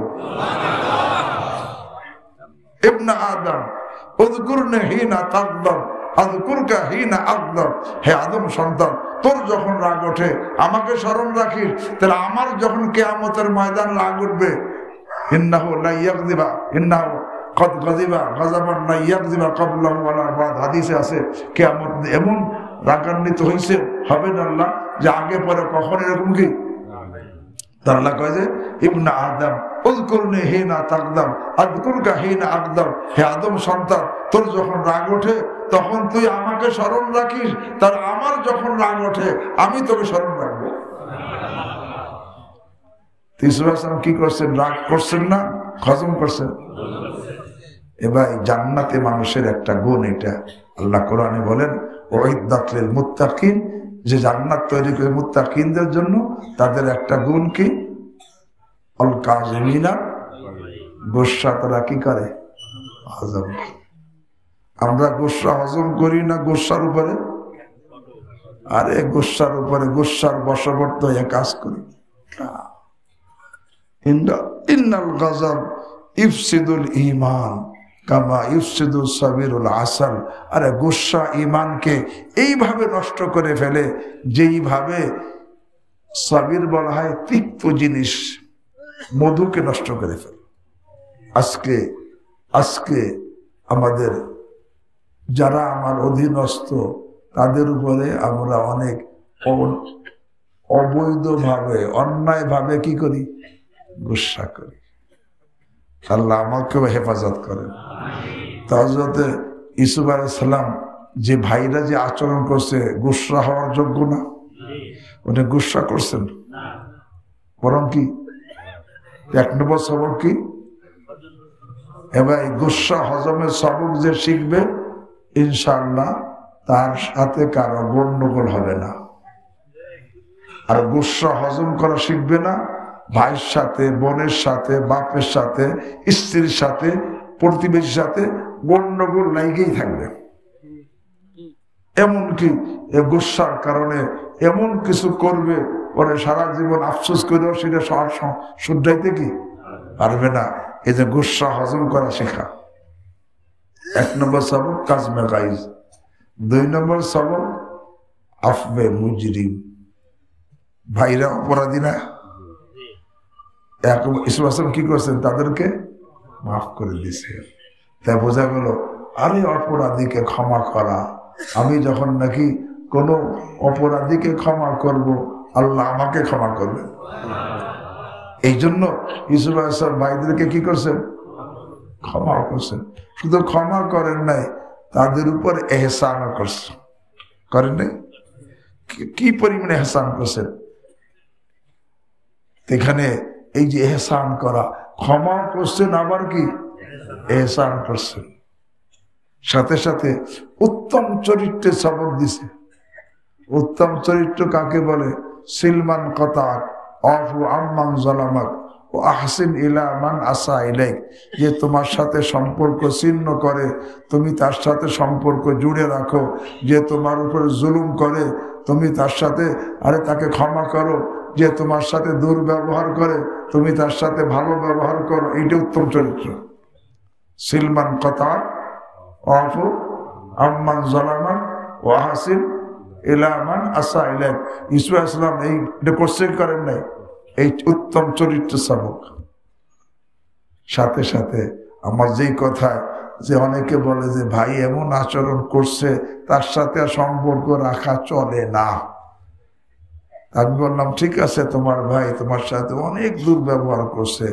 একটা প্রশ্ন, ইউসুফ আসলাম ভাইরা তার সাথে যেই পরিমাণ জুলুম অত্যাচার দুর্ব্যবহার করছে এই পরিমাণ কি করছে ইউসুফ আসলাম? তারপরেও কি আত্মীয়তা বন্ধন কি? আরে লা তাসরিবা আলাইকুম ইয়ামা, এই সবক দিয়ে সিলা রহমি বলে ভাই জুলুম অত্যাচার যাই করো আত্মীয়তা বন্ধন কি রাখতে হবে? জুড়ে রাখতে হবে। উনি জুড়ে রাখছেন। সাথে সাথে সর্বশেষ সবক এটা বলে দেয়, আল্লাহু আকবার, যে আরে রেজা আবিল কাজাফি, এখানে একটা এই কথাটা যদি আমার জানা থাকে তাহলে কারো দুর্ব্যবহারে আমার রাগ হবে না। সেটা কি? আল্লাহ আল্লাহ আমাকে তৌফিক দান করে যে ইউসুফ আলাইহিস সালাম বুঝাইছেন যে তোমরা যে আমার সাথে জুলুম অত্যাচার যাই করছো, দুর্ব্যবহার যাই করছো, এটা আল্লাহর ফয়সালায় ছিল না? আল্লাহর ফয়সালায় থাকার কারণে করছো, আর সুতরাং আমি আল্লাহর ফয়সালায় রাজি, তোমাদের উপর কোনো অভিযোগ নেই। রেজা বিল কাজা ফি জামিল হালাত, আরে আল্লাহর ফয়সালা আমি কি রাজি। হযরত হাকিম মোহাম্মদ মুজাদ্দিদ মিল্লাত শাহ আশরাফ আলী থানভী নবরুল্লাহ মারকাদাওয়াল বলেন, আরে আরে মান নাযারা ইলাল খালক বিআইনিল হক লাম ইয়াবা বিমুখালাফাতিহি, যে নাকি অন্যের দিকে তাকায় তাকদীরের দৃষ্টিতে, যে সে যা কিছু আচরণ করলো এর তাকদীরে ছিল তাই করছে, আমার ভাগ্যে ছিল তাই করছে। যে মান নাযারা ইলাল খালকি বিআইনিল হক, যে মাখলুকে অন্যের দিকে তাকায় ওই হকের দৃষ্টি, আল্লাহর তাকদীরি ফয়সালার দৃষ্টি তাকায়, লাম ইয়াবা বিমুখালাফাতিন, তারা যে আমার বিরোধিতা করতেছে এসে পরোয়া করে না, কারণ এটা তাকদীরি ফয়সালা করবেই, এই জন্য এই পরে আমার কোনো অভিযোগ নাই। আর ওমান নাযারা ইলাল খালকি বিআইনিন নফস আফনা আইয়ামাহু বিমুখাসামাতিন, যে নাকি আরে অন্যের দিকে তাকায় নিজের দৃষ্টিতে, সে দেখে অমুকে আমার এই ক্ষতি করলো, অমুকে আমার এই করছে, এখন তার সাথে ঝগড়া কেস কাবারি ঝগড়া করতে করতে পুরো জীবন কাটাই দেয়, কারণ সে তাকদীরে ফয়সালার কথা ভুলে গেছে। তাকদীরে ফয়সালার কথা কি ভুলে গেছে।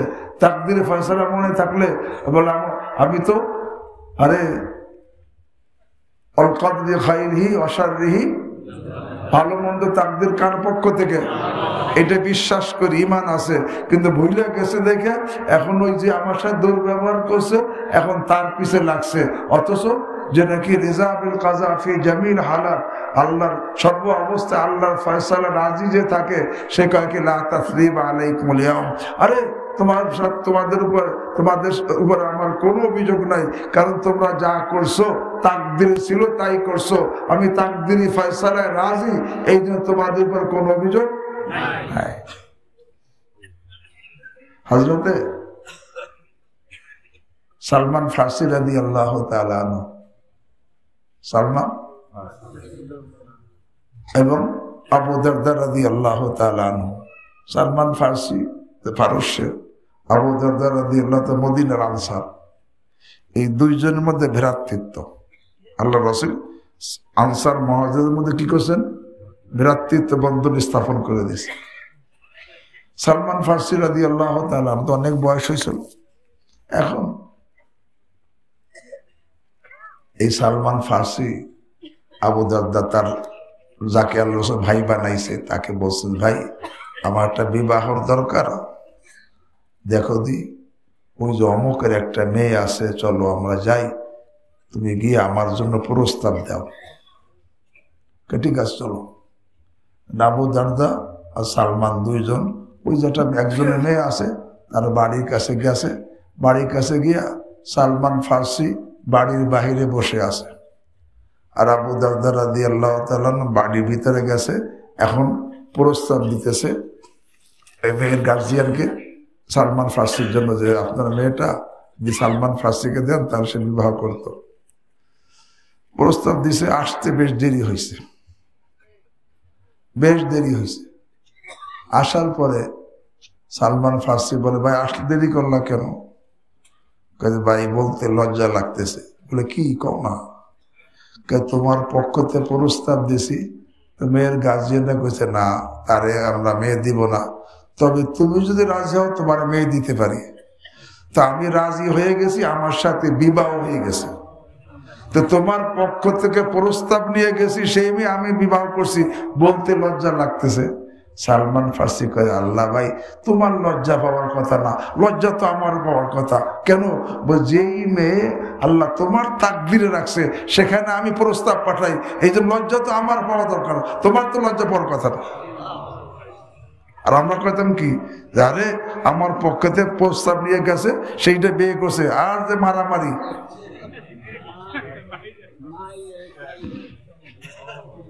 আহা, কেন?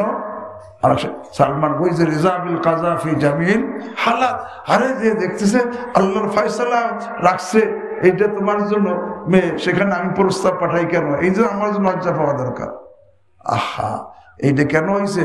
আল্লাহর ফয়সালা রাজি দেখে কোনো ঝগড়া হয় নাই। আর আমার সময় কি হয়? ঝগড়া হয় কি হয় না?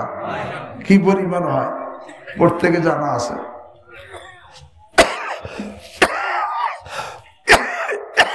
তো বাহারহাল বলতেছিলাম, সেলা রেহমি একটা বহুত বড় আমল, কিন্তু এটা কিন্তু অনেকেই আমরা এটা এই ব্যাপারে ত্রুটি করতেছি।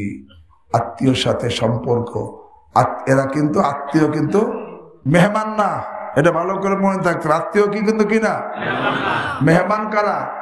অনাত্মীয় লোক যারা আমার কাছে আসছে তারা হলো কি মেহমান, আর যারা আত্মীয় তারা তো আত্মীয়, তাদের সাথে সেলা রেহিমের মুআমালা। তা বলতেছিলাম ওলা তাত্তাখিযু বুয়ুতাকুম কুবুরা, ভুলে গেছে। হ্যাঁ, ওলা তাত্তাখিযু বুয়ুতাকুম কুবুরা, তোমরা তোমাদের ঘরকে কবর বানাইও না। তৃতীয় ব্যাখ্যা যে কবরের লোক, কত লোক জিয়ারত করতে যায়,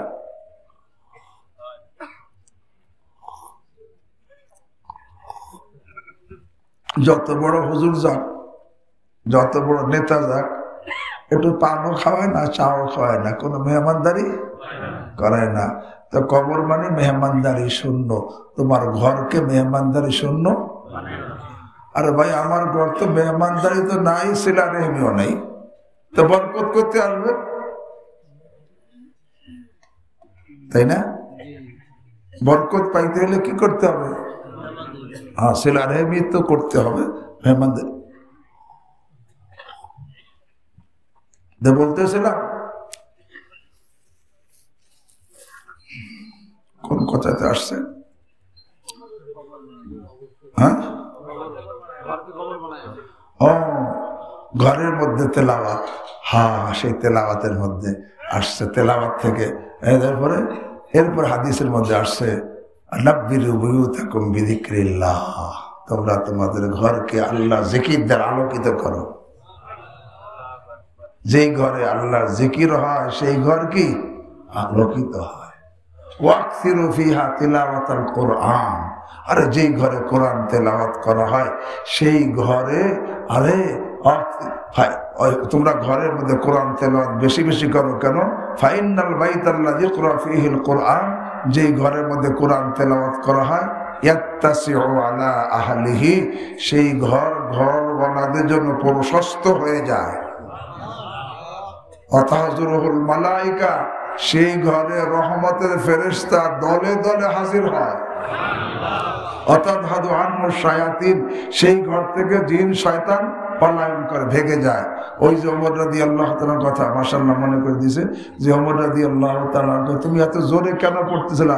কাজে উকিদুল আসনান ওয়া আতরুদুশ শাইতান, আরে আমি তো ঘুমন্তকে জাগানোর জন্য জোরে পড়ছিলাম, আরে আর এরকম ভাবে শয়তানকে ভাগানোর জন্য জোরে পড়ছিলাম। তো শয়তানের ভাগানোর কথা কইয়া ওর দিকে চলে গেছে জেল। তো বলতেছিলাম এবার ওমর রাদিয়াল্লাহু তাআলা আনহু যে নিয়ত করছেন, খারাপ নিয়ত? এ তো কত ভালো নিয়ত।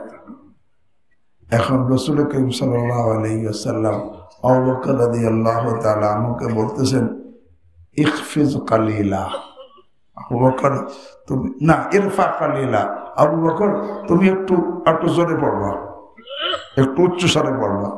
আর ওমরকে বলছেন রাদিয়াল্লাহু তাআলা ইখফিজ কালিলা, একটু আস্তে পড়বা।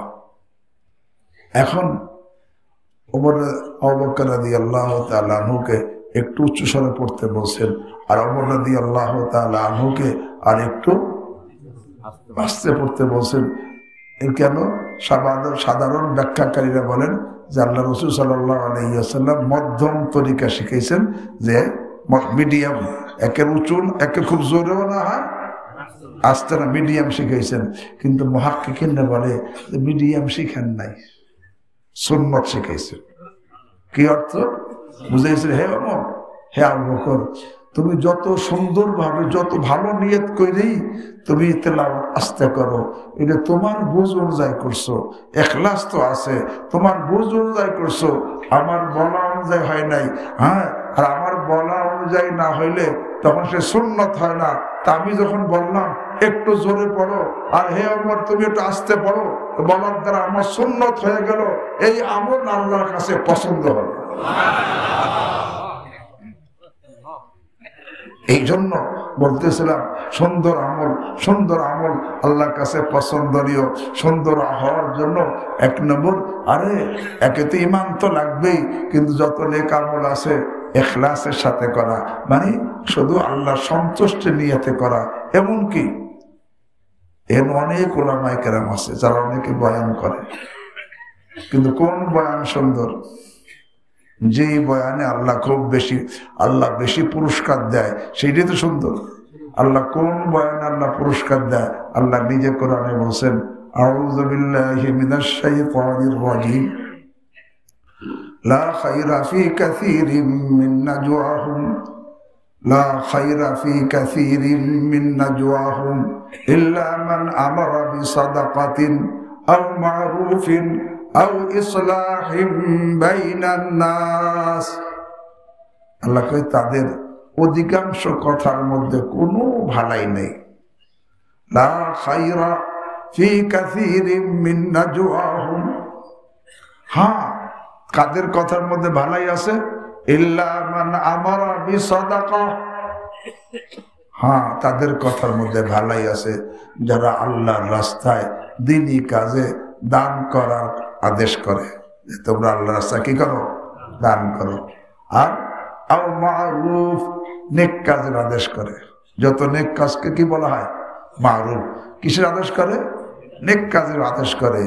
আও ইসলাহিম বাইনান নাস, লোকদের মাঝে ইসলাম মীমাংসার আদেশ করে। এদের কথার মধ্যে ভালাই আছে। কে বলছেন? লা খায়রা ফি কাসীরিম মিন নাজওয়াহুম ইল্লা মান আমারা বিসাদাকাতিন আও মা'রুফিন আও ইসলাহিম বাইনান নাস। তো ভালাই থাকলে কি হবে? এদের এই যে দানের জন্য হুকুম করলো, নেক কাজের আদেশ করলো, আপোষে মীমাংসার জন্য কথা বললো, এই যে বয়ান করলো, এই বয়ানের মধ্যে ভালাই আছে। কিন্তু এই ভালাই আছে ঠিক, কিন্তু পুরস্কার কখন পাবে? আল্লাহ নিজে বলেন, وَمَن يَفْعَلْ ذَلِكَ ابْتِغَاءَ مَرْضَاتِ اللَّهِ وَمَن يَفْعَلْ ذَلِكَ ابْتِغَاءَ مَرْضَاتِ اللَّهِ فَسَوْفَ نُؤْتِيهِ أَجْرًا عَظِيمًا। আল্লাহ কি বলে? وَمَن يَفْعَلْ ذَلِكَ, এই বয়ান যে করবে, কেন করবে?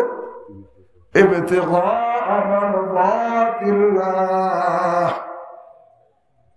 শুধু আল্লাহ সন্তুষ্টি অর্জনের জন্য, নামের জন্য না, নামের জন্য না, প্রশংসার জন্য না।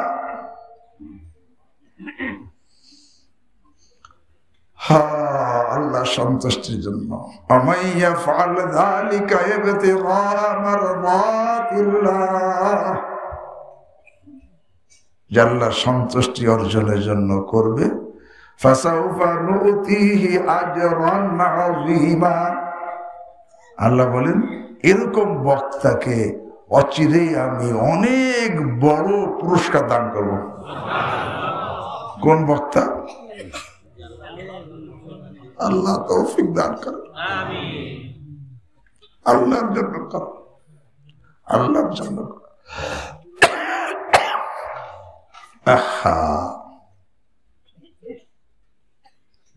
যে আল্লাহর জন্য করে সে বয়ান নিয়ে টানাটানি করে না। আমারে দিল না, তাই না?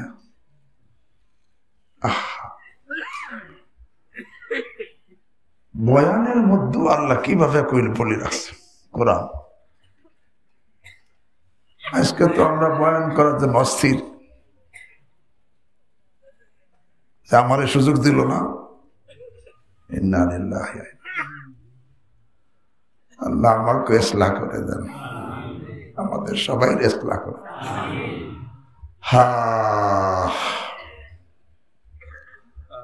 তো বলতেছিলাম দুনিয়া আমলের জগৎ, মনে আছে? আখিরাত আমলের ভোগের জগৎ। দুনিয়ায় যার আমল সুন্দর, সুন্দর হবে কার কাছে? ঈমান, ইখলাস, সুন্নাত। কিভাবে? ঈমান থাকা লাগবে, ইখলাস থাকা লাগবে, সুন্নাত থাকা লাগবে, তার আমল কি সুন্দর। নতুবা তার আমল কি না? ঈমান না থাকলে তো জিরো, ইখলাস না থাকলেও জিরো, সুন্নাত না থাকলেও সুন্দর না। এই জন্য তা আমল সুন্দর করা। যদি আমি সময় থাকতে আমল সুন্দর না করি, সবাই আফসোস করবে। গত পরশুদিন আমি শিবচর কেশবপুর এক মাদ্রাসায় 9টা থেকে 10টা পর্যন্ত ঘুমাইছি। গত পরশুদিন না কি বারে জানি, কি বারে, গত শনিবারে হয়তো পরশুদিনে তো ঘুমাইছি। তো ঘুমের মধ্যে দেখতেছি একজনে কোরআন তেলাওয়াত করতেছে। ওই সময় সুন্দর তেলাওয়াত, সর্বশেষ যে আয়াত শোনার পরে আমার ঘুম ভাঙছে, সেটা লাউলা আখারতানি ইলা আজালিন করিব, লাউলা আখারতানি وأنفقوا مما رزقناكم من قبل أن يأتي أحدكم الموت فيقول ربي لولا أخرتني إلى أجل قريب। এরপরে হলো فأصدق وأكن من বলবে কি আল্লাহ মৃত্যু এসে গেছে, তখন বলবে আল্লাহ আমাকে সামান্য সময় সুযোগ দিলেন না কে? তাইলে আমি দানও করতাম আর সুন্দর নেককারও হইতাম। যখন মৃত্যু কি আইসে গেছে, আল্লাহ কি বলেন? ইদা যা আজালুহুম লা ইস্তাখিরুনা সাআতাও ওয়া লা ইস্তাকদির। তো বলতেছিলাম ভাই, আমল সুন্দর করার সময় এখন। মৃত্যু আসলে আর সুন্দর করার কায়দা আর কায়দা নাই।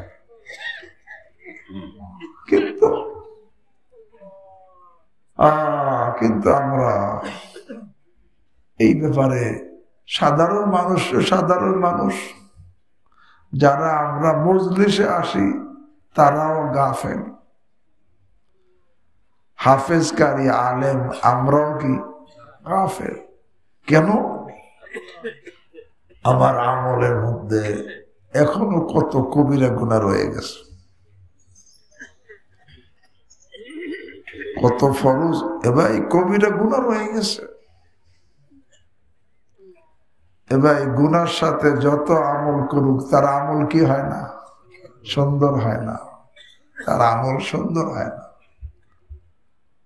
অথচ আমি আয়াত পড়ছি, আল্লাহ বলেন আউযু বিল্লাহি মিনাশ শাইতানির রাজিম ফাত্তাকুল্লাহা মাসতাতাতুম ফাত্তাকুল্লাহা মাসতাতাতুম। আল্লাহ বলতেছেন, আরে তোরা আল্লাহকে ভয় করে সব গুনাহকে ছাড়, মাসতাতাতুম, যতখানি তোদের ক্ষমতা আছে সবটা ছাড়। ভাই যত গুনাহ আছে এটা ছাড়ার ক্ষমতা আমাদের আছে না নাই? আছে। ফাত্তাকুল্লাহা মাস্তাতাতুম। ভাই এই গুনাহ থেকে বাঁচা, তাকওয়া, এর অনেকগুলো। তাকওয়া কাকে বলে? সিয়ানাতুল মারই নাফসাহু আম্মা ইউদিরহু ফিল আখিরাহ। আরে নিজেকে ওই সমস্ত কাজ থেকে হেফাজত করা, যেই কাজে লিপ্ত হলে আখিরাতে আমার জন্য ক্ষতি হবে। ইউজিরহু আযারার, আমার জন্য ক্ষতি হবে, চরম ক্ষতি হবে। প্রত্যেকটা গুনাহে যে কি পরিমাণ ক্ষতি, তে গুনাহ থেকে বাঁচা। এক নম্বর কুফর শিরক থেকে বাঁচা। কুফর শিরক থেকে না বাঁচলে তার ঈমানই নাই। 2 নম্বর বেদাত থেকে বাঁচা। বেদাত থেকে না বাঁচলেও সে জাহান্নামী। 3 নম্বর সমস্ত কাবায়ের থেকে বাঁচা। সমস্ত কাবায়ের থেকে বাঁচা কেমনে বুঝলাম? কোরআন বলছে, কোরআনে আল্লাহ কি বলেন? ইন তাজতানিবু কাবাইর, ইন তাজতানিবু কাবাইর মা তুনহাউনা আন। কাবাইর 1 বছর না বহু বছর? হ্যাঁ, তাও জমা।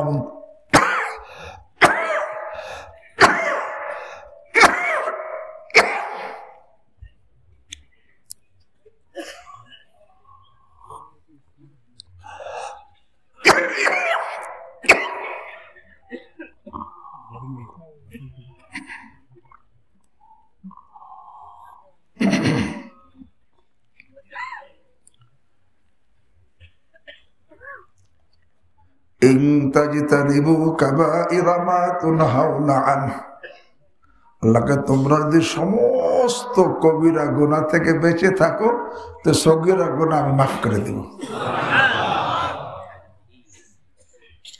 একটা থেকে বাঁচলে কয় নাই, বলছে কি কাবায়ের মানে হ্যাঁ সমস্ত গুনাহ থেকে। কিন্তু আমাদের সমাজের অবস্থা, আমরা চুরি করাকে কবিরা গুনাহ মনে করি, আসলেও কবিরা গুনাহ। মদ খাওয়াকে কবিরা গুনাহ মনে করি, আসলে কবিরা গুনাহ। ঘুষ খাওয়াকে কবিরা গুনাহ মনে করি, আসলে কবিরা গুনাহ। জিনা করাকে কবিরা গুনাহ মনে করি, আসলে কবিরা গুনাহ। কিন্তু রিয়াকে কবিরা গুনাহ মনে করি না। রিয়া মানে লৌকিকতা, লোক দেখানোর জন্য, নামের জন্য কিছু কথা বলা, বয়ান করা, আকাশ করা, উমরা করা, মসজিদ বানানো, মাদ্রাসা বানানো, এটাকে কবিরা গুনাহ মনে করি না। গর্ব করাকে কবিরা গুনাহ মনে করি না, কথায় কথায় গর্ব। নিজেকে বড় মনে করাকে কি মনে করি না। প্রমাণ কি? বলে কত গুনার জন্য তওবা করছি, কিন্তু কয়দিন তওবা করছে, আল্লাহ আমার তো এই আমলের মধ্যে রিয়া এসে গেছে, এই জন্য অন্যায় হয়েছে, মাফ চাই আল্লাহ, আপনার তওবা করতেছি রিয়ার থেকে তওবা কয়দিন করছে?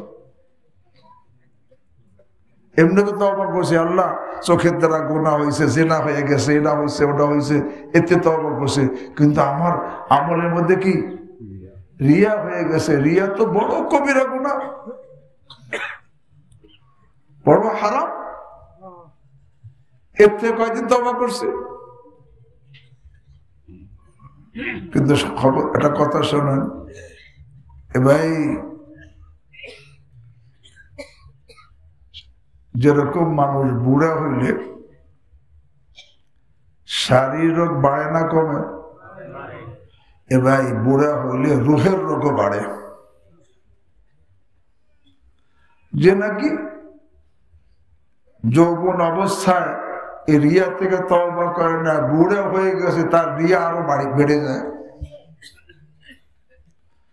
আরে যৌবনে ফখর থেকে বাঁচে নাই, বুড়া হয়েছে তার ফখর, বসে খালি গল্প করে, খালি গল্প ফখর করে।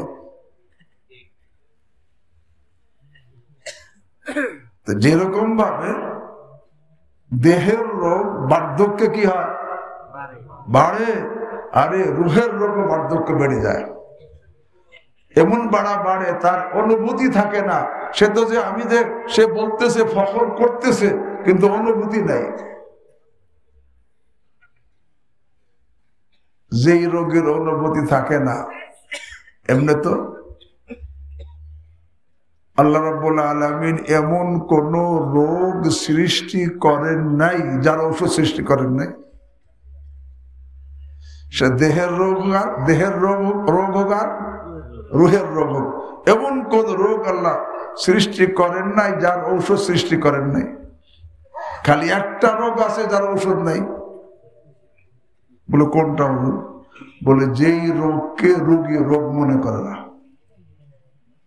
যেই রোগকে রোগী রোগ মনে করে না তার কোনো কি নাই। যে নাকি রিয়াকে রোগ মনে করে না তার ঔষধ নাই, তার ঔষধ জাহান্নামে গিয়ে হবে। যত আমল করবে রিয়ার সাথে পরিণাম কি? আল্লাহ আমাকে আপনাদেরকে হেফাজত করে। আহা, গর্ব করতেছে, গর্বের পরিণাম কি? অহংকারের পরিণাম কি? এটাকে আমরা গুনাহ মনে করি না, অন্য থেকে তওবা করি, কিন্তু আমার কথার মধ্যে গর্ব চলে আসতেছে, আমার আমলের মধ্যে রিয়া আসতেছে, আরে আমার এরকম ভাবে ভিতরে অহংকার আসতেছে, আমি নিজেকে ভালো মনে করতেছি আনা খায়ের, কিন্তু এটা যে বড় কবিরা গুনাহ এইটা আমার অনুভূতি নাই, এই জন্য আমি তওবাও করি নাই। কারণ তওবা করে কোন গুনাহ থেকে? যেটাকে সে কি মনে করে? গুনাহ মনে করে। এটা তো গুনাহই তো মনে করি না, ঠিক না? এ ভাই বলতেছিলাম ওই সময় বলবে লাউলা আখারতানি ইলা আজালিন করিব, আল্লাহ একটু অল্প আমাকে সময় দিলেন না কেন? কিন্তু সময় চাইলে কি সময় পাবে? এ ভাই এই জন্য বলতেছি এখনো সময় আছে। নিজের একে তো সমস্ত কবিরা গুনাহ থেকে বাঁচা, যেগুলা প্রকাশ্য তার থেকেও বাঁচা, যেটা গোপন তার থেকেও বাঁচা। এমনি ভাবে তাকওয়ার আর একটা স্তর, ছোট গুনাহ থেকেও বাঁচা, আর একটা স্তর সমস্ত সন্দেহযুক্ত জিনিস থেকে বাঁচা। আল্লাহ রাসূল সাল্লাল্লাহু আলাইহি ওয়াসাল্লাম বলেন, মানিত্তাকা শুবহাত, যে লোকটা সমস্ত সন্দেহযুক্ত, শুবহাত বহু বচন, যত সন্দেহযুক্ত জিনিস আছে এর থেকে বাঁচবে, আল্লাহ তার তাকওয়া ঠিক থাকবে, তার দ্বীন এবং ইজ্জত হেফাজত হয়ে যাবে। যে সন্দেহযুক্ত জিনিস থেকে কি? মানিত্তাকা শুবহাত ইস্তাবরা লিদীনিহি ওয়া ইরদিহি। কিন্তু সন্দেহযুক্ত জিনিসটা না বাঁচলে সে হারাম থেকে বাঁচতে কি পারবে না। এখন এই সন্দেহযুক্ত জিনিসটা কে বাঁচতে পারবে? আল্লাহ রাসূল নিজেই বলছেন, তরিকা শিখিয়েছেন। সন্দেহযুক্ত জিনিস থেকে বাঁচার তরিকা ভালো করে শুনি। হাদিসের মধ্যে আসছে কি? আলা ইন্না ফিল জাসাদি লামুদগাহ ইযা সালাহাত সালাহাল জাসাদু কুল্লুহু ওয়া ইযা ফাসাদাত ফাসাদাল জাসাদু কুল্লুহু আলা ওয়া হিয়াল কলব। আরে আল্লাহর হাবিব সাল্লাল্লাহু আলাইহি ওয়াসাল্লাম বলেন, আরে দেহের মধ্যে একটা গোশতের টুকরা আছে, এই টুকরা যদি ঠিক হয়ে যায়, নেক হয়ে যায়, সংশোধন হয়ে যায় এই টুকরার, তাহলে পুরা দেহ ঠিক, পুরা দেহ নেক, পুরা দেহ সংশোধন হয়ে গেছে। আর এই টুকরা যদি নষ্ট হয়ে যায়, খারাপ হয়ে যায়, আল্লাহু আকবার, সংশোধন না হয়, তো পুরা দেহ নষ্ট, পুরা দেহ খারাপ, পুরা দেহের কোথাও সংশোধন হয় নাই। সেই টুকরার নাম কি? কাল্ব। তো বোঝা গেল দিলের সংশোধন হইলে, দিলের ইসলাহ হইলে সে সন্দেহযুক্ত জিনিসটা বাঁচতে পারবে। আর যে সন্দেহযুক্ত জিনিসটা বাঁচতে পারবে সে সব হারামতে বাঁচতে পারবে। আর দিলের যদি ইসলাহ না হয়, দিলের মধ্যে খৌফ খাশিয়াত না আসে, আল্লাহু আকবার, সে সন্দেহযুক্ত জিনিসটা বাঁচতে পারবে না। হারাম জানবে, তাতেও বাঁচতে কি জানে রিয়া হারাম, বাঁচার তৌফিক হবে না। জানে আরে ফখর করা হারাম, বাঁচার তৌফিক হবে না। জানে গীবত হারাম, বাঁচার তৌফিক হবে না। আরে জানে এরকম ভাবে অবৈধ সম্পর্ক করা হারাম, মোবাইলে খারাপ ছবি দেখা হারাম, কিন্তু তার বাঁচার তৌফিক হবে না, কারণ দেন এখনো কি হয় নাই, ঠিক হয় নাই। ইদা সালাহাত সালাহ, এই হাদিসের অংশ। এটা কেন বলছে? সন্দেহযুক্ত যদি বাঁচার তরিকা কি? দেলের ইসলাহ করা। ইদা সালাহাত সালাহাল জাসাদু কুল্লু। দেল যখন সংশোধন হয়ে যায়, চোখও সংশোধন, কানও সংশোধন, জবানও সংশোধন, হাতও সংশোধন, পাও সংশোধন, লজ্জা স্থান সংশোধন, তার ইবাদত সংশোধন, তার চাকরি সংশোধন, ব্যবসা সংশোধন, আরে তার আচরণ সংশোধন, আখলাক সংশোধন। খালি কি ঠিক হয়েছে? দেল ঠিক হয়েছে। ইদা সালাহাত সালাহাল জাসাদু কুল্লু।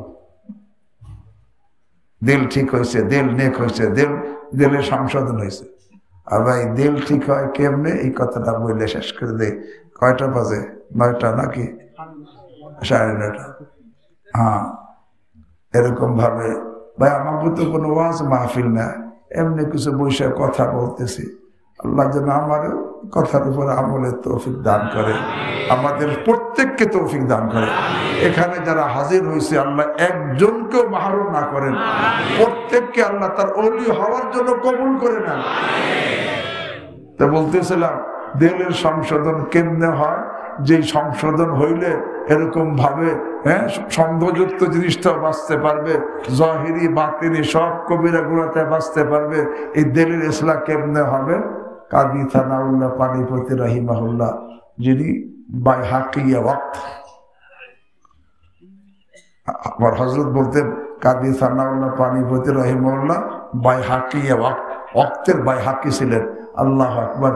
তিনি বলেন তাফসীরে মাযহারির মধ্যে, ইন্না ইজালাতা রাদাইলি নাফসি দাফাতান লাইসাত ফি মাকদুরিল বাশার বাল ইয়াতাওয়াক্কাফু যালিকা জারিয়ান আলা আদাতিল্লাহ আলা মুসাহাবাতি আরবাবিল কুলুব।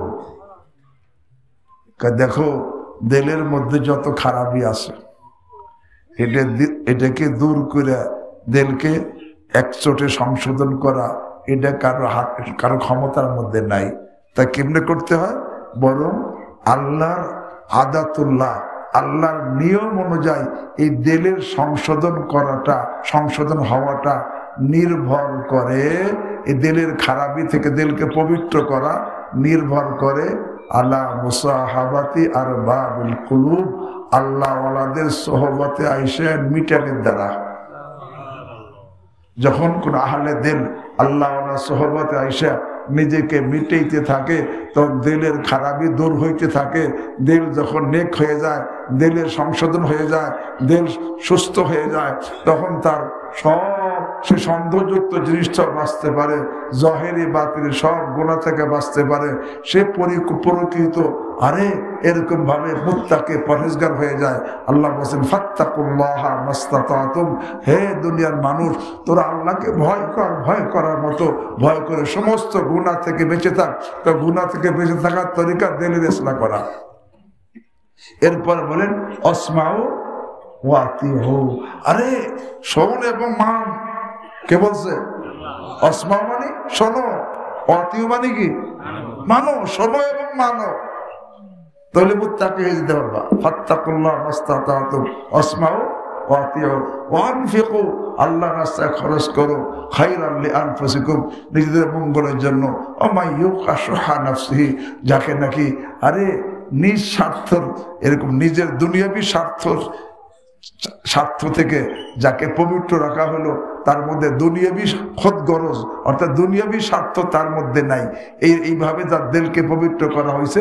আল্লাহকে ফাউলাইকা হুমুল মুফলিহুন, এরা হবে সফল। আল্লাহ আমাদের সকলকে তৌফিক দান করেন।